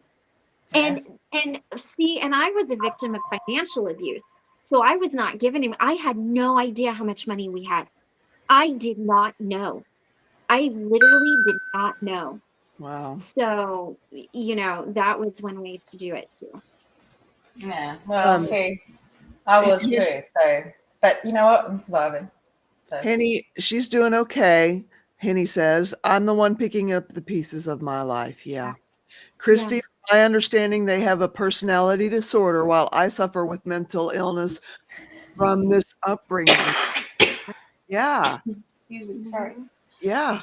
And the bad thing is that what I've noticed, if somebody is has a mental illness, or like, even I'm going to use Cosmic here, is autistic or something, they try to understand it, they explain it, they try to see, okay, this is what it is, how does it fit in, where's my place, how do I interact, and they just Yeah. and it's not anything. And I mean, what I learned with my experience is I just as well beat my head against a wall. It would have gotten me a lot further than to try to have a conversation, which is why the conversations ultimately stopped. I don't know, Mm-hmm. you Yeah. know. Well, But see, again, psychology is one of my hyper focus things. Like, so I try and figure out why people act the way they do and why I act the way I do. yeah, So that's why I'm so self-aware, and that's why all my psychologists say, "You're so self-aware." I'm like, "Yeah, I know. right. Why? I know who I am. I I love, accept I'm I a love. little bit nuts." What is Ben saying? Ben is saying, my mother is a covert narcissist and a full on psychopath. It wasn't until others talked to me that I spotted it. It's really odd because I test high for empathy, and I think my older brother is too. Mhm. Well, it's not that odd, because sometimes you need to be told because you don't see it if you're in it, Yeah, you know, because you're used to it, especially if it's a parent. right. You've grown up around it your entire life. I mean, you're Yeah, not it going just to feels know normal. anything else. Yeah. Yeah. And then one of the things I used to say to my kids when they went to counselling, because they've been in counselling since, I believe in therapy very much. Yeah. Um, so, and my kids have been through some things, and it's not my story to tell, so I won't. So they've been in therapy since I got them back in 2008, because they went missing for a year and a half. They're not missing, they were with their dad, but I didn't get enough contact, so I don't know, every month or so I'd contact their aunties, who are his dad's sisters, who actually am more in contact with his family than he is. So that says Oh, a wow. lot. But anyway, every now and then I would be like, I haven't heard from my kids. Well, no, every month, at least once a month, I'll be like, okay, so I'd contact his sisters and I'd be like, can you please get the kid's dad to contact me, because I haven't heard from the kids and I need to hear from them. Or I'm going to contact the police and do a welfare check. And then I'd get a call from the kids. And but they could never tell me anything, because he was all, but I thought I knew something was up. And so for 18 months, they were gone. And I got them back anyway in 2008. But yeah, it was so hard being away from them for that long. And I've had them back ever since. But you just think, I don't know where I was going. ADHD, woo! There But, was an 18-month period there. yeah, no, my kids were gone. Oh, that's right. It's just, yeah, I don't know where I was going with that. I don't know where I was going. Oh, yeah, I know. It's nah, it's gone. Anyway, but it's just like ever since I've had them back, they've been different. Because because I I was in a I knew after 6 months that I was in a domestic violence situation, and I didn't want them to be in that. So I gave them to their father because I thought the only other person in the world who they would be safe with was their father. Turns out that wasn't true. Oh no. Yeah. Mm. But I'm just like, how on earth could the only other person in the world that's meant to love them the same as me? I'm not going to say more because I think, both parents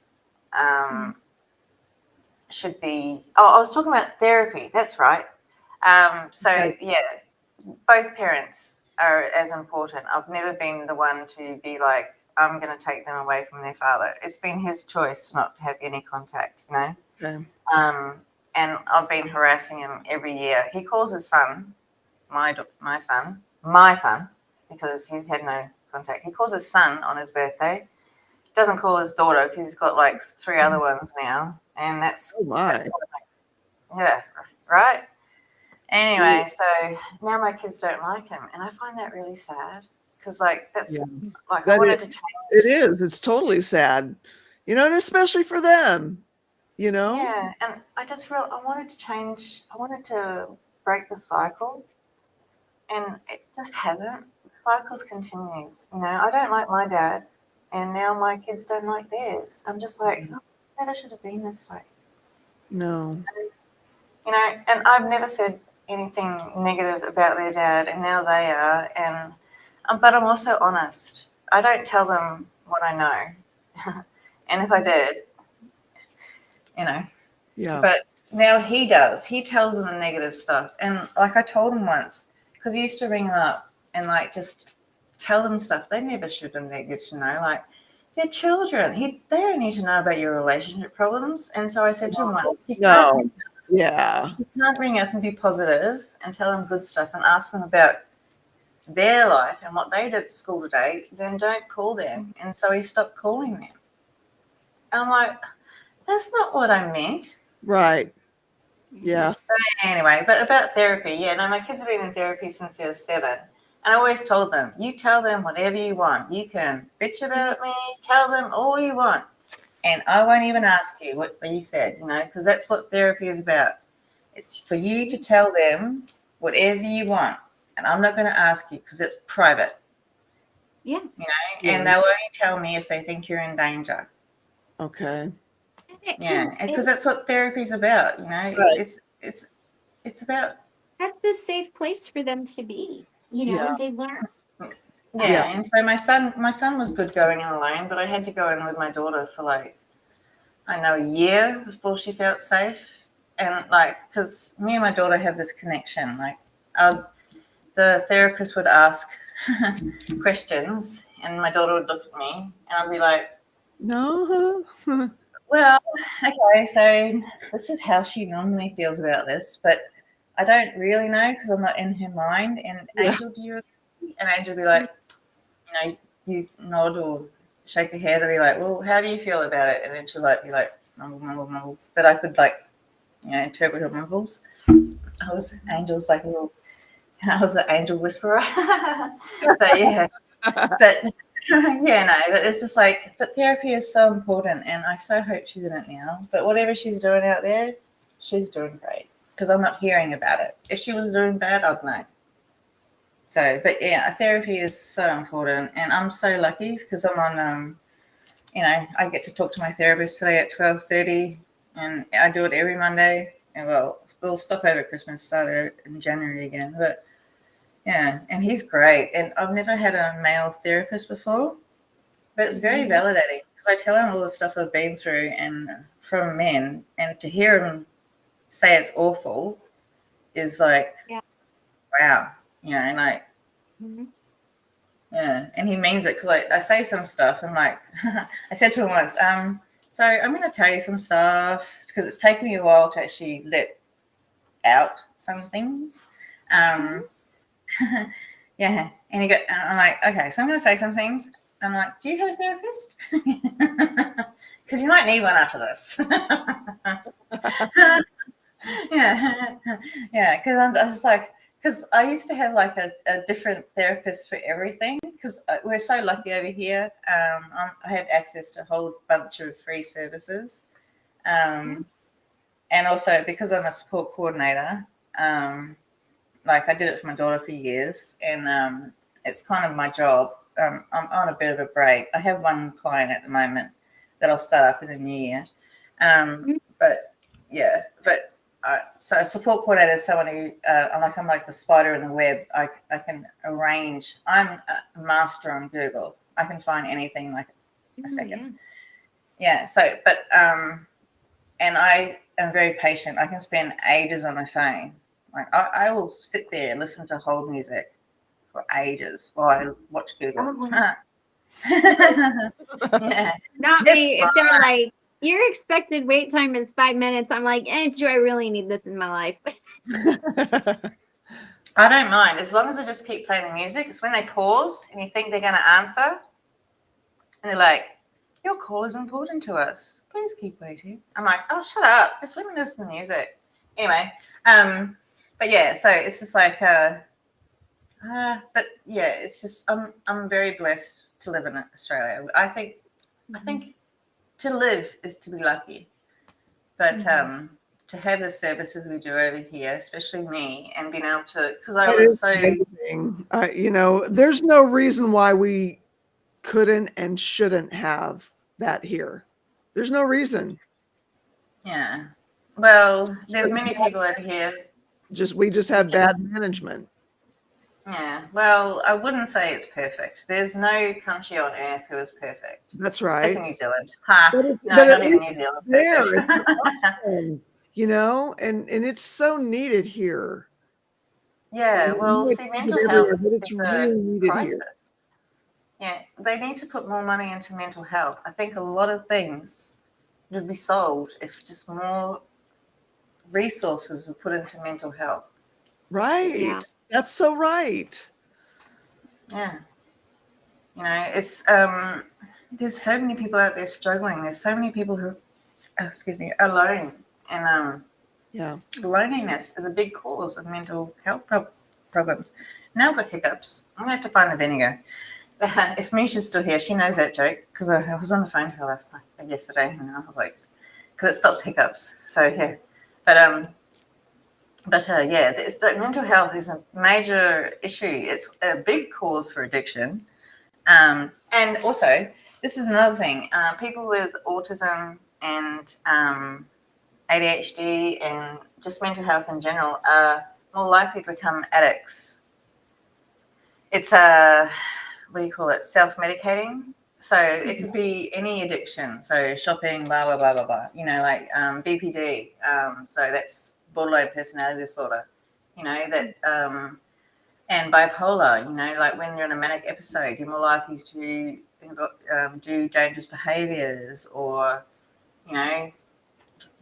all that sort of stuff.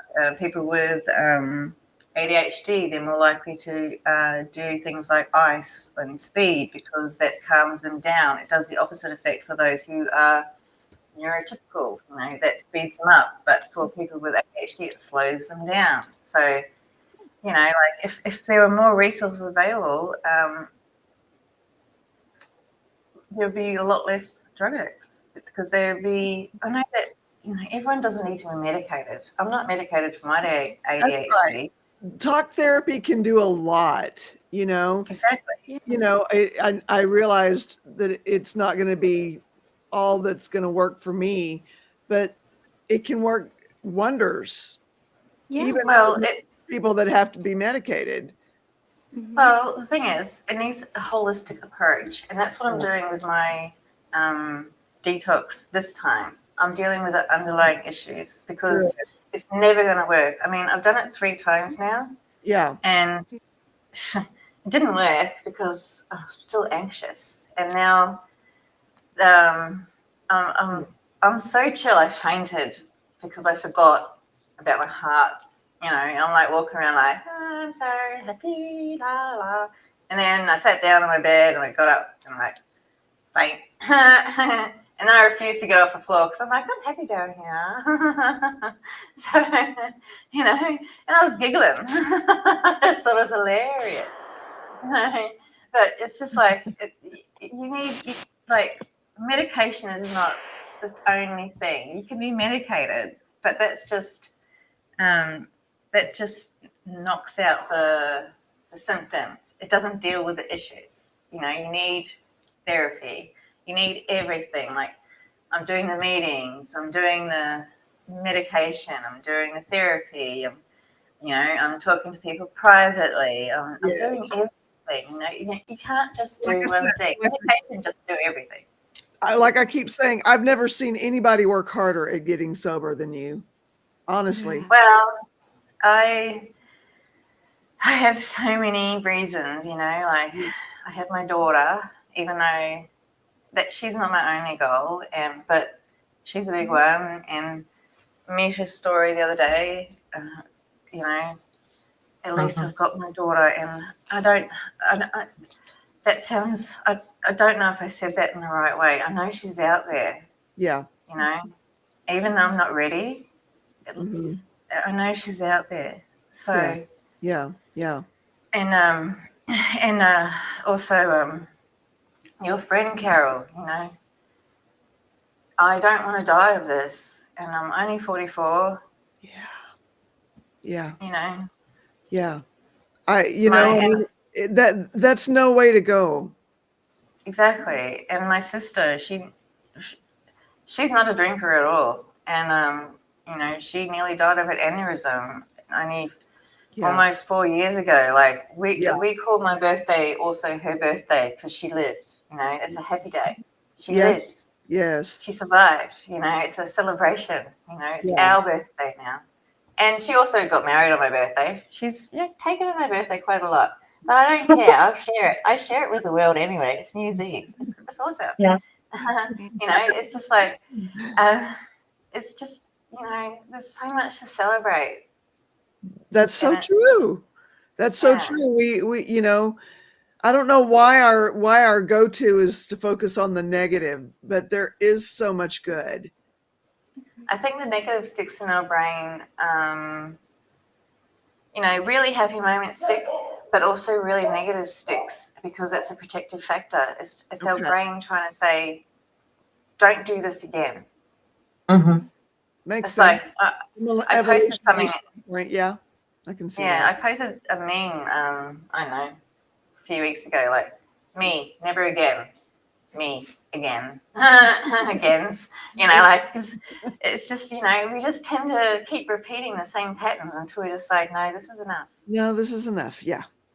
I can't remember, Christine, you had said it earlier, something about how positivity is just so light and it easily flows away. I can't remember how you had put it, but I need to go back and hear that again. I think what I said was because I was talking about just heavy energies, and I'm like, positivity or healthy energy is something that just flows in and it's light and it's airy and it's like, oh, I'm here and it's beautiful, and then you get happy and then it flows away. But negative energy is dense and it's heavy and it comes in and it sticks around because it's like, ooh, there's energy I can feed off of, and something that, I can take. And it takes more work to get rid of the negative energy. Calling in the positive energy, prayers, however you see that, is pretty easy. But and it just kind of comes and goes, and it's like this beautiful like breeze that's just like blows across your life. And then you got the negative energy that's just like Yeah. I'm gonna stay here. and it stays. It's like, oh, this is a good. And I'm not trying to be gross when I say feeding grounds or anything like that, but to me, that's the thing where I'm like, oh yeah, no, you don't get to do that. That's my kind of thing to help me realize if there's an unhealthy energy. So I'm not trying to be morbid, but Yeah, well, Can you see this, Stasia? It says, Plant Freak, thank you for giving so many avenues to succeed. Really awesome. Thank you. Yes. And sorry I had to pop off. Wee Man called, and as soon as he called, I'm like, really oh awesome. good. Yeah, but like there's a song, I think it's from the Crow soundtrack. You can't cry all the time, and the tears That's right. won't flow forever. Exhausting. It is. Yeah. Mhm. It's a beautiful song. Like, it sounds sad, but it's actually beautiful. And I love The Crow, the movie. Yeah. It's dark Yeah. and all that sort of stuff. I can't watch it anymore because I don't like that sort of stuff. I like comedy. Like, I like things like, but and I don't know, something's just switched in my brain, and I feel so positive now. And there is a lightness there. Good. Yeah. Hi, Mischief. That's And amazing. we appreciate you too, Rebecca. Mhm. Yeah, but it's just like it feels like, oh God, I haven't seen my physio. She's gone back to North India. I love her. She's great. We talk about how much she hates Indian food over in Australia, and she loves like Mexican and stuff.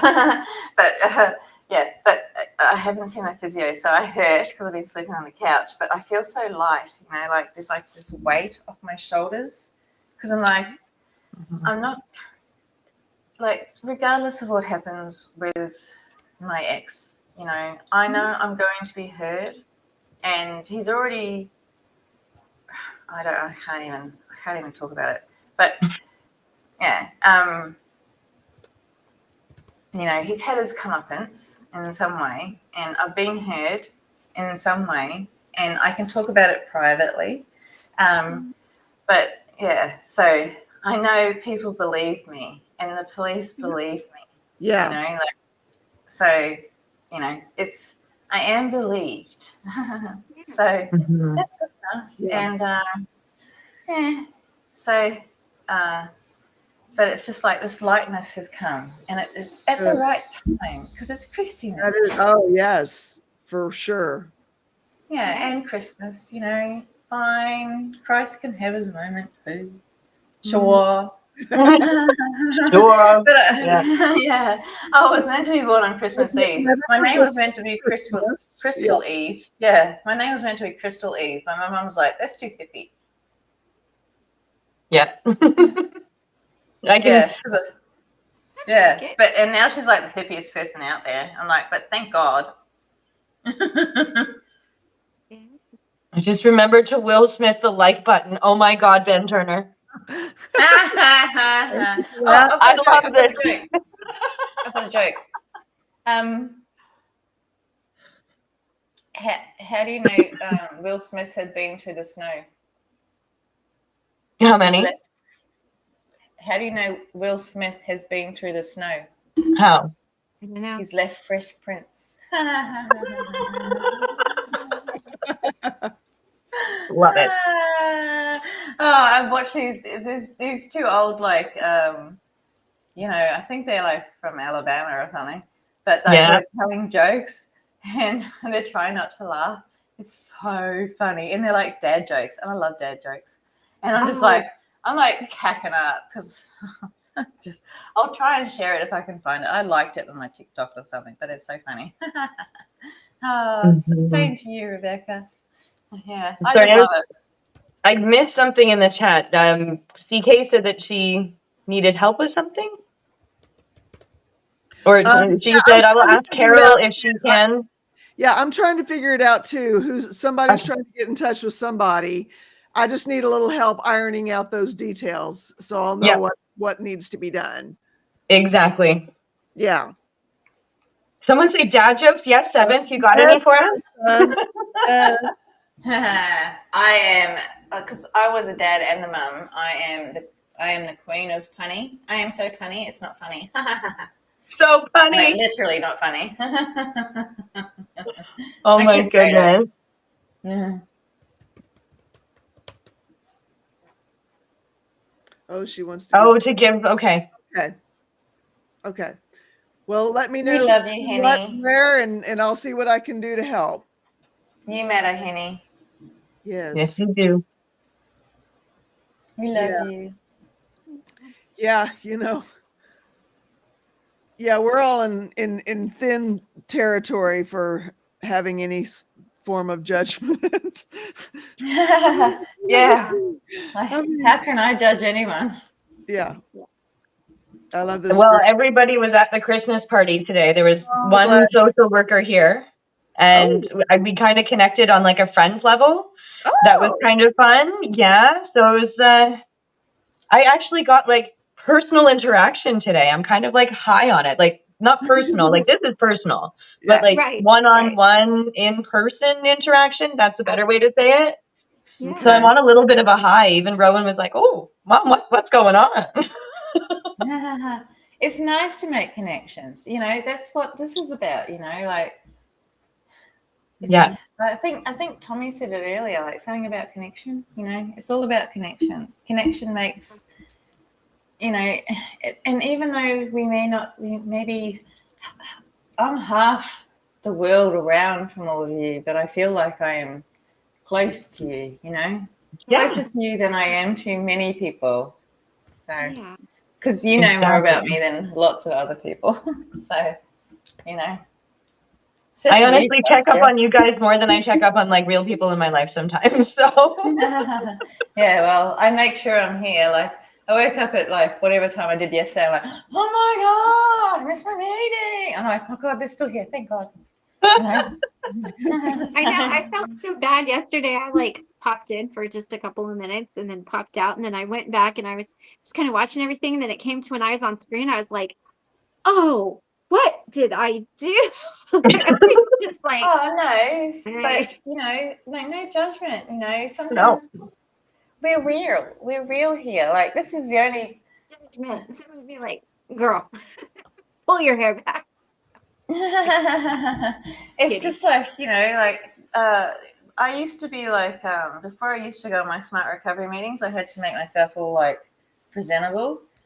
But here, nah. Yeah. It's like it's too early in the morning. I don't have time. I drive my son to work and I'm like, ah, Right. it's not like I don't care, but I know that I'm fine. No, but I'm so That's yeah, right. comfortable. You That's know? right. That You're is comfortable. Nobody here is going to judge you for it. We all think you're beautiful. We all think each other is beautiful. It works. It Yeah. works. I think I've worn makeup twice, to be honest. Yeah, I don't even know if I ever have because I it's think you just guys have seen me without makeup like twice. well, you know, I've never noticed because you radiate joy and beauty all the time. Thank you. I noticed. I was like, I didn't have my eyelashes on that day. I don't notice. But that's just a me thing. I've always been that way. Yeah. Well, you know, We're our biggest critic, that's though. Yeah. yeah, exactly. Like when I do my art, I don't like it, but everybody else does. But I'm like, can you see the mistake here? Can you see the mistake here? And they're like, no. Mm-hmm. I can. Yeah.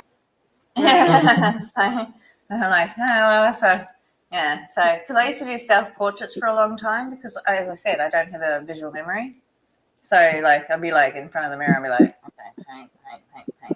And I'll be like, oh, this is shit.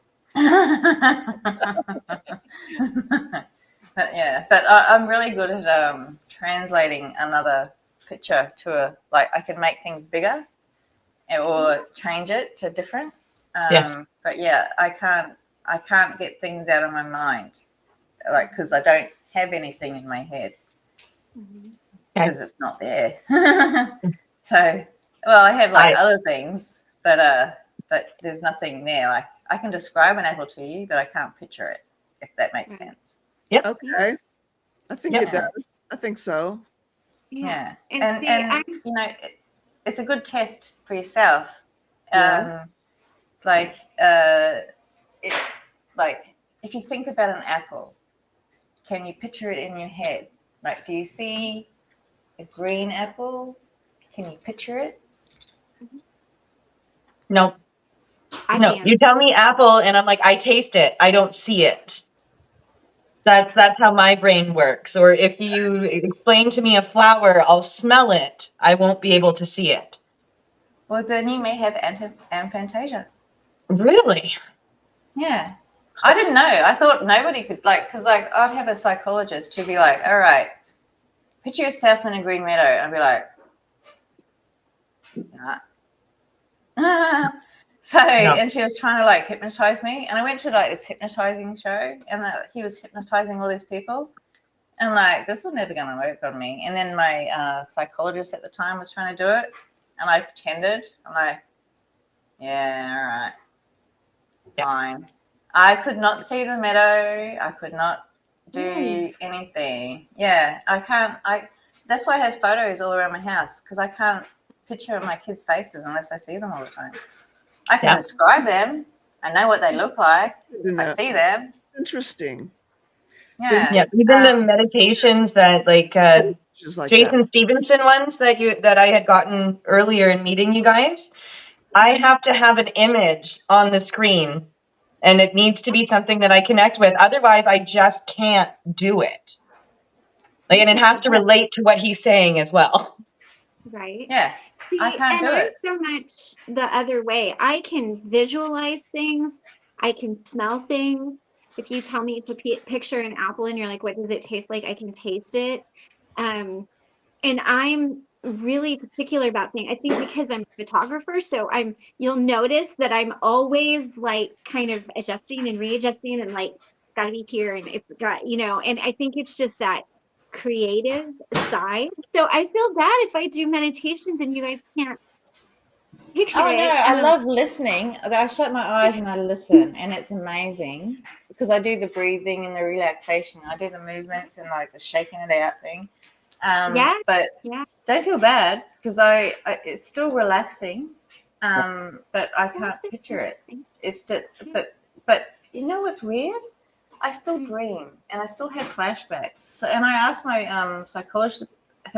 It's only been discovered quite recently, like in the 2000s. So it's not in the DSM or anything like that. It's just I don't know. A lot of people with ADHD or autism have it actually, but a lot of people have it. But it's very understudied right now because I actually didn't know about it because I'm like, I thought everybody had this. I didn't know it was a thing until I read up about it. But yeah, but it's like it's just a thing. It is what it is, people that's why I have to write words down when I spell them out because I can't picture it in my head. Oh, yeah. Yeah. So, but it's fine, And I can't type them. Like if I'm having an issue and I can't remember the word, I can't actually type it. I have to write it. Yeah, I go to Google and spell it out. Yeah. And I go find it and like, I'm like, all right, now that's how you spell it, and then go back and like paste it and put it in there. Yeah. So yeah, but I love words. So but I'm still weirded out that I can have dreams that are so vivid. Like I had a dream that I was in the meeting the other night because I do so many meetings throughout the day. I was in this meeting and I was offending people. How was the meeting in the dream? Well, I was offending people, and I woke up. I'm like, oh my god, and I was like, oh my apologize to god. all these people. I know. I woke up. I'm like, oh my god, but my dreams are so vivid. But vivid? No, I'm gonna say that like a Kiwi. I can't help it. But they're so vivid. Like I have such boring dreams sometimes, and I like the boring ones. But yeah, and it's just like they're so vivid. I wake up. I'm like, did that happen? So I have to ring my best mate today to find out whether or not we had a conversation if she did actually buy the presents or that was a dream. Oh wow. Oh. Yeah, because I have dreams that are like real life. Mhm. You know, they're just I'm walking around doing like, regular stuff like going shopping, and I have to wake up and go like, did I actually buy dog food? No, I didn't. That was a dream. So, Wow. Okay.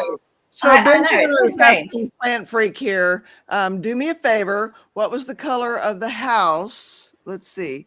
The house next to the house you grew up in. Okay, so this gets confusing because I moved a lot as a kid. What section of my childhood? Yeah, I I grew remember like my house had grapes. That's it. one of them was beige because they were all the same, like cookie cutter, brand new builds, early 90s. That was the first house I can remember. And they Okay. were all beige brick and then siding along the back and the sides of the house. And Okay. teenager. So that's an interesting question. Like Yeah. why ask that question? Well, What I, did I, that I feel like I kind of know where he's going with that, but I just want to see. Well, see, I can describe stuff, but I can't picture it. So I remember most of the houses I lived in. Like, so the one I grew up in New Zealand, it had an oak tree at the back and a shed. And we wrote our names at the back, but I can't remember the color.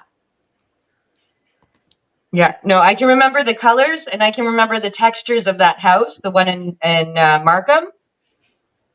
Now you're asking me about teenagehood. Like another one is teenager, and that section of life is so kerfuffled with Okay. trauma and everything that I don't have easy recognition No, on it's both of anything there. us, Ben. Okay. well, No, So, it's fine. Cosmic, how about you? Well, see, I remember, like, so I've lived in a lot of houses too. I've gone to like so many different schools and stuff. So I lived on like I was telling, like, I'm a bat story yesterday. So that was like a 2-story house and it had a deck. I like big decks. Huh. And I cannot lie. Yeah. And a dog fell off the deck. She was a little puppy, and I remember that. So and we had lots of avocado trees and mandarins and all that sort of stuff. But I can't remember the color of the house. It might have been blue. Oh, and also I had a little kitten. A little kitten. Okay. And she wasn't allowed in my room. And I remember that she tried to jump in. I let her in anyway because my dad said she was allowed. And Can you see this, Cosmic? yeah, He was trying to see if her eyes, if they went up to the right when people remember colors is all. Okay. yeah. No, mine's Interesting. staring straight ahead. I can well, tell you. here is I'll put that myself how on. I can answer the question for you if you want to ask me questions because I remember a lot of things. So then you can decide. I'll get real close to the thing and you can ask me a question. She's like, I've got my caterpillars on today and my makeup. I'll get real close. I mean, I know. So for me, because you asked the house the house next to the house I grew up into was a mile away, but it was dark blue, and it was half into the ground, half out of the ground. And then the house next to my childhood or my teenage home, there were 2 of them. One was yellow on this side, and one was blue on this side. But I already thought about it, so I didn't really look up. So if you wanna ask me a question, you can ask it, and then you can see Get how I look. images in your head. If someone asks you what an apple looks like. Okay. I really don't. I can describe it. It's kind of green. Maybe has a little stem, little leaf. Might be red with spots. Who knows? But I can't picture it. I can draw an apple because I know, I've seen them so many times, Right? but I can't picture it. Okay. It's so weird. That is interesting. Yeah.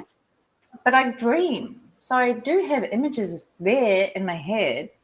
And I've spoken to my psychologist about it. I'm like, why is this? He's like, I don't know. And they don't even know yet. Hey, there hasn't.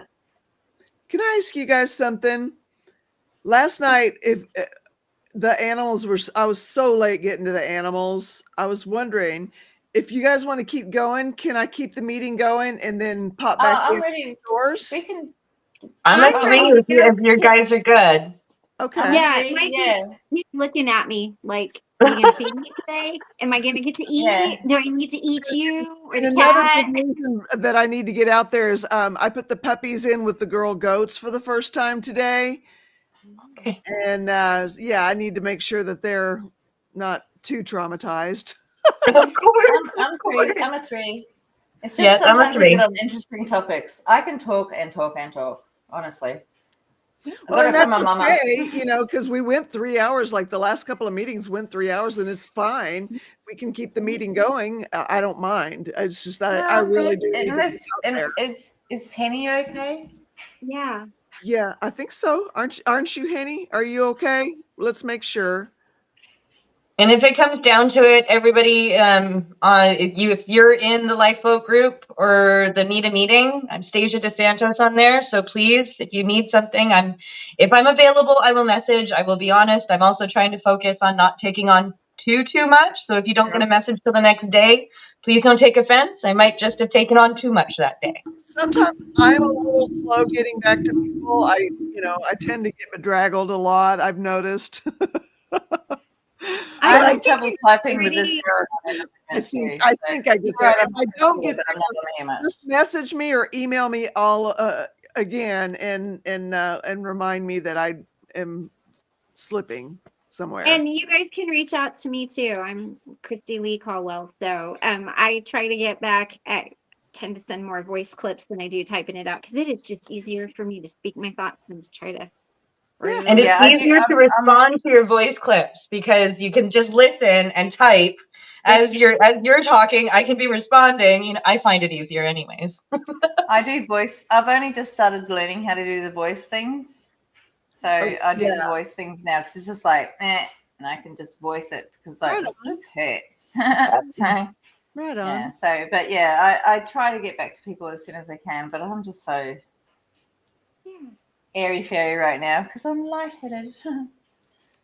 So yeah, but I'm a three because we kept you so long yesterday. Yeah. Yeah, like I said, it probably would be okay, except for I do need to check on those poor puppies. Yeah, no. Fair enough. Do you just want to do like 4 little box breathing things and then we'll go kind of ground a little bit? That way we don't do a whole meditation and you can get out to them. Sounds good. Okay. You're quite welcome, Ben Turner. Thanks for the All tour of the right. house. Yeah, you're Where's So Steve? I'll do it again sometime. okay, so we're gonna go ahead and do box breathing. We'll do 4 this time. So we're gonna breathe in for a count of 4, hold for a count of 4, and exhale until all the air is out of your lungs, allowing your shoulders to drop. When you breathe in, think of something positive and uplifting for yourself, not for anybody else, just for you. And when you exhale anything that is bothering you, doesn't serve you, or you just don't want to think about anymore. We're gonna do it 4 times. I'll count it off for you. Okay. All right, go ahead and close your eyes. Shake out your shoulders and your neck a little bit. And imagine yourself dropping into your heart space, whether that's putting your hand on your heart or imagining you going into a little room that represents your heart where you sit and just feel the love. All right, and go ahead and breathe in. Hold and exhale. Letting those shoulders drop all the way down. And breathe in. Hold and exhale. Again, breathe in. Hold and exhale. And last one, breathe in. Hold and exhale. When you are ready, go ahead and open up your eyes and shake it out. Get loose. All right. I did a little bit of Taylor Swift then. I'm glad I wasn't on speaker. That's what I always think of when I say shake it out. Yeah. All right. Well, you guys have a good night. I will see You those of you too. on the boat. And for everybody else, I'll see you tomorrow. See you on the boat. Love you. Peace. Bye. You Yes. guys, Good night. good night. Thank you guys. You guys, I love this meeting. Every last one of you have made this my favorite place to be. And thank you. Thank you for being here. Thank you for being so present and so, willing to share of yourself. Thank you.